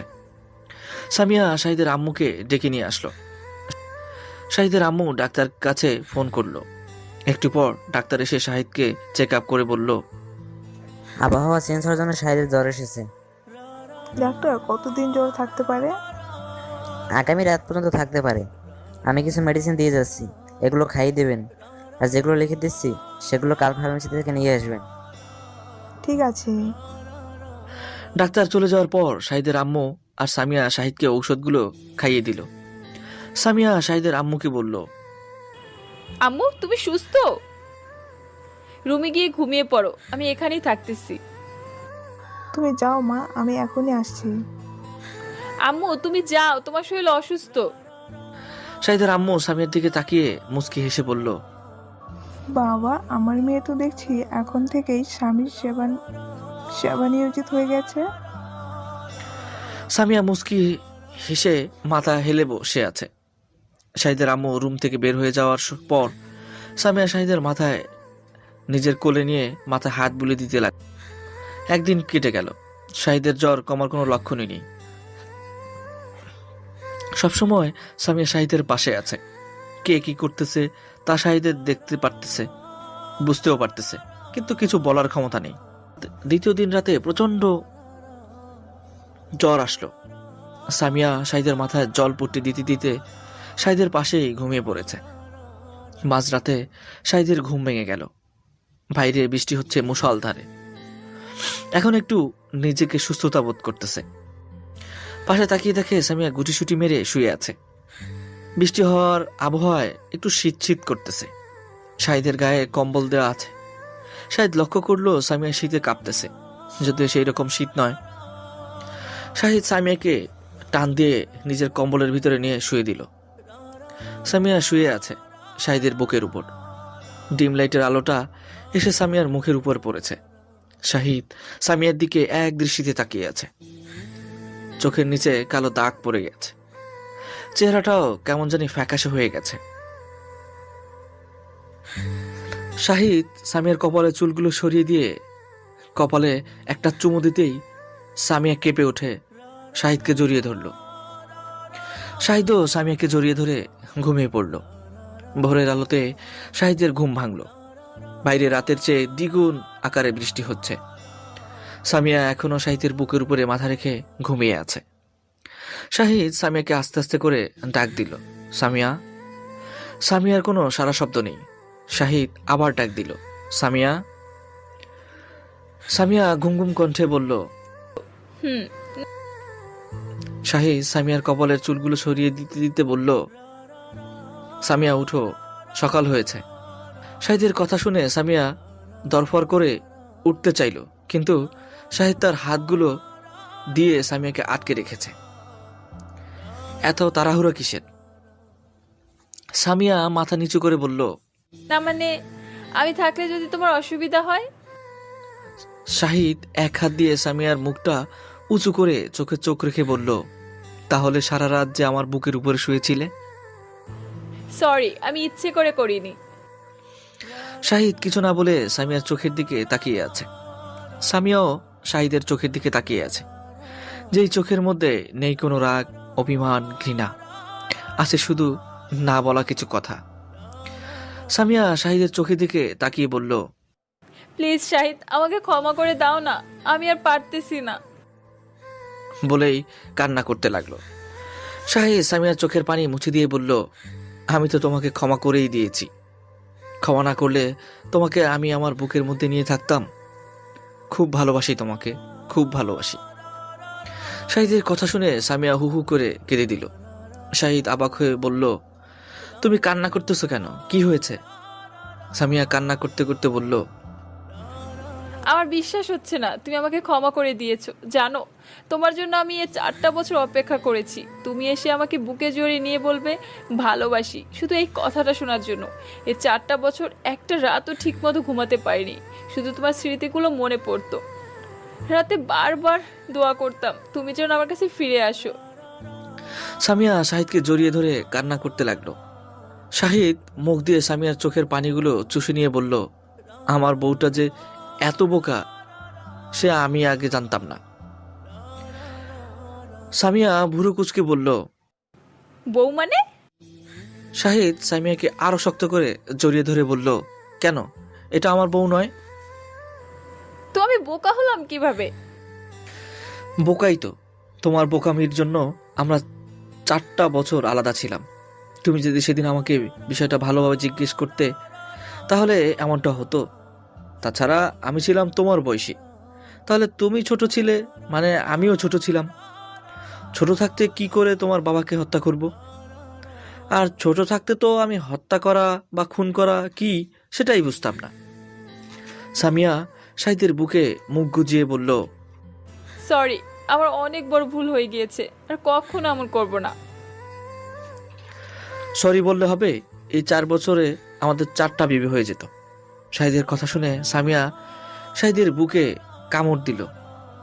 আচমকায় কামড় দেওয়াতে তো শাহিদ আহ করে উঠল। সামিয়ার কানের কাছে মুখ নিয়ে এসে তুষ্ট হাসি দিয়ে নেশা ধরানোর কণ্ঠে আস্তে আস্তে বলল, সামিয়া কি করতেছো? আমাকে মেরে ফেলবে নাকি? আমি কিন্তু নিজেকে সামলে রাখতে পারবো না। সামিয়া শাহিদের মুখ চেপে ধরে শাহিদের চোখের দিকে তাকিয়ে থাকলো। শাহিদও তাকিয়ে আছে। কিছু সময় অতিবাহিত হওয়ার পর সামিয়া শাহিদের কপালে হাত দিয়ে বলল, এখন জ্বর নেই তো। শাহিদ সামিয়ার হাত দুটো মুখে নিয়ে বলল, এরকম সুন্দরী একটা হবু বউয়ের আদরে কি জ্বর থাকতে পারে বলো? সামিয়া কিছু বলতে যাবে তার আগেই দরজার বাইরে থেকে শাহিদের আম্মু ডাক দিল, সামিয়া মা, দরজা খুলো। সামিয়া শাহিদের বুক থেকে ওঠার আগেই সামিয়া আবার জড়িয়ে ধরল। সামিয়া ফিসফিসিয়ে বলল, এই কি করতেছো? আম্মু ডাকতেছে তো। আম্মুকে বলো আমরা একটু ব্যস্ত আছি। না, আম্মুকে এখন বললে আম্মু খারাপ মনে করবে। আমাদের তো এখনো বিয়ে হয়নি। শাহিদ সামিয়ার ঠোঁটে হালকা ছোঁয়া দিয়ে বলল, ঠিক আছে যাও। শাহিদের আম্মু রুমে ঢুকে শাহিদের কাছে এসে বলল, বাবা, তোর জ্বর এখন কেমন? সামিয়ার দিকে তাকিয়ে বলল, কমে গেছে আম্মু। এরকম একটা সেবিকা পাশে থাকলে কমবেই বা না কেন? মানে কি বলতেছিস? কিছু না আম্মু। শাহিদের আম্মু হাসতে হাসতে বলল, বুঝতে পারছি, আর দেরি করা যাবে না। দেরি করলে তোরা অঘটন ঘটিয়ে ফেলবি। আম্মুর কথায় সামিয়া যেন লজ্জায় কুকড়ে আসতেছিল, যেমনটা আসে লজ্জাবতী পাতা। ঠিক আছে, দুজনে নিচে আসো, নাস্তা খাবে। শাহিদের আম্মু যাওয়ার পর শাহিদ আর সামিয়া নাস্তা করার জন্য নিচে আসলো। নাস্তা করার সময় শাহিদের আম্মুকে বলল, আম্মু, আমরা বিয়েতে রাজি আছি। আলহামদুলিল্লাহ, বিষয়টা আমি আগেই বুঝতে পেরেছিলাম, কিন্তু কনফার্ম ছিলাম না। যাই হোক, তোমার রেস্ট নাও, আমি তোমার মামাকে আসতে বলছি। শাহিদ আর সামিয়া রুমে এসে আড্ডা দিতে লাগলো। একটু পর তাদের রুমে তিশা আসলো। সামিয়াকে জড়িয়ে ধরে বলল, আপু, অবশেষে তুমি আমার ভাবি হচ্ছ? সামিয়াকে কিছু বলতে না দিয়ে শাহিদ তাকে রাগানোর জন্য বলল, কি করব বলো, চেয়েছিলাম তোমার জন্য বাইরে থেকে একটা ভাবি নিয়ে আসবো, তার হলো কোথায়? সামিয়া শাহিদের দিকে ভুরু কুচকে তাকালো। শাহিদ তিশার মেয়েকে কোলে নিয়ে বলল, তানিশা, আম্মু তোমার মামিকে বলো তো তোমার একটা খেলার সাথী লাগবে। তিশা হাসতে হাসতে বলল, তানিশাকে আর বলতে হবে না, কয়েকদিন পর এমনিতেই খেলার সাথে আসার ব্যবস্থা হয়ে যাবে। ওদের ভাই বোনদের কথা শুনে সামিয়া যেন লজ্জা লাল হয়ে যায়। শাহিদ ও সামিয়া আর তিশা নিচে চলে আসলো। শাহিদের আম্মু আর মামার সিদ্ধান্তে আগামী সপ্তাহে সামিয়া আর শাহিদের বিয়ে। শপিং করতে ঘোরাঘুরি করতে কেটে গেল 6 দিন। আজকে সামিয়ার শাহিদের গায়ে হলুদ। সামিয়ার গায়ে হলুদের অনুষ্ঠানে হবে শাহিদের মামার বাসাতে। সামিয়ার কাছে আছে নিশির আম্মু। সামিয়ার গায়ে হলুদের অনুষ্ঠান শেষ করে নিশি আর তিশা শাহিদের বাসায় আসলো শাহিদকে হলুদ দেওয়ার জন্য। শাহিদের হলুদ অনুষ্ঠান শেষ হতে রাত 1টা বেজে গেল। সামিয়ার কাছে ফোন দিল। সারাদিনের ধকল সামলাতে সামিয়া একটু আগেই ঘুমিয়ে পড়েছে, যার ফলে শাহিদের ফোন দেওয়াতে সে রিসিভ করতে পারল না। শাহিদ বেশ কয়েকবার ফোন দিল, কিন্তু রিসিভ করল না। হঠাৎ ফোনের রিংটোনে সামিয়ার ঘুম ভাঙল। ফোন হাতে নিয়ে দেখে শাহিদ ফোন দিয়েছে। রিসিভ করে ঘুম ঘুম করে বলল, হ্যালো, বলো। সামিয়ার এই নেশাধারণ কণ্ঠটা শুনে শাহিদের বুকের ভিতরটা কেঁপে উঠল। শাহিদ বলল, ঘুমিয়ে গিয়েছ? একটু ঘুমিয়েছিলাম। একটু ছাদে আসবি কি? তোমাকে দেখতে খুব মন চাচ্ছে। এত রাতে ছাদে? আর বাড়ির লোকজন কি ভাববে? প্লিজ আসো না। ঠিক আছে, যাচ্ছি। তুমি কোথায় আছো? ছাদে এসে তাহলেই বুঝতে পারবো। শাহিদের গায়ে হলুদের অনুষ্ঠান শেষ হওয়ার সাথে সাথেই তিশাদের বাসায় চলে আসে সামিয়াকে দেখবে বলে। আর সে ছাদে থেকেই সামিয়ার কাছে ফোন দিয়েছিল। সামিয়া পা টিপে টিপে ছাদে গেল। ছাদে কাউকে দেখতে পেল না। হঠাৎ পিছন থেকে কে যেন তার গালে হলুদ লাগিয়ে দিল। সামিয়া পিছনে ঘুরে দেখতে পেল শাহিদ তাকে একটা হলুদ বাটি নিয়ে দাঁড়িয়ে আছে। সামিয়া মুচকি হেসে নিজের শাহিদকে জড়িয়ে ধরে নিজের গালের সাথে শাহিদের গাল ঘষতে লাগলো, যার ফলে সামিয়ার গালে লেগে থাকা হলুদ শাহিদের গালে লেগে যায়। শাহিদ সামিয়াকে কোলে নিয়ে ছাদে থাকা দোলনায় বসে পড়ল। সামিয়া শাহিদের কোলে বসে এক হাত দিয়ে শাহিদের কাঁধে ধরে আছে। শাহিদ সামিয়াকে বলল, আচ্ছা সামিয়া, আগামীকাল রাতে আমরা এই টাইমেই কি করবে বলো দেখি? কি আর করব, আমি তোমার বুকে মাথা রেখে ঘুমাবো আর তুমি আমার মাথায় হাত বুলিয়ে দিবে। শাহিদ কিছুটা হতভম্ব হয়ে গেল। হায় আল্লাহ, এই মেয়ে তো কিছুই বোঝে না। না, হয়নি। আগামীকাল রাতে এই টাইমে আমি আর তুমি তানিশাদের জন্য খেলার সাথী আনার মিশন শুরু করব। তা কখনোই হবে না মশাই। তুমি আমাকে 4টা বছর অনেক কষ্ট দিয়েছো, তার প্রতিদান আমি তুলবই, তারপরে সব চিন্তা। শাহিদ ইমোশনাল হয়ে বলল, কি করতে হবে আমাকে? আমাকে বেশি বেশি ভালোবাসতে হবে। শাহিদ মুস্কি হেসে বলল, ঠিক আছে, এসে একটু ভালোবাসা দিই। বলেই সামিয়ার ঠোঁটের সাথে তার ঠোঁটটা মিলিয়ে দিল। সামিয়া প্রথমেই নিজেকে ছাড়াতে চেষ্টা করছিল, কিন্তু পরবর্তীতে সেও রেসপন্স দিতে লাগলো। প্রায় 10 মিনিট পর শাহিদ সামিয়াকে ছেড়ে দিল। দুজনেই কাঁপতে লাগলো। সামিয়া বলল, এতক্ষণ কেউ আদর করে? শাহিদ দুষ্ট হাসি দিয়ে বলল, আজকে তো তোমাকে শিরোনাম দেখালাম, আগামীকাল দেখতে পারবে বিস্তারিত। যাই হোক, নিচে চলো, অনেক রাত হয়ে গেছে, কালকে আবার রাত জাগতে হবে। সামিয়া শাহিদের বুকে মুখ গুজিয়ে বলল, যা দুষ্টু, সব সময় শুধু এসব কথা।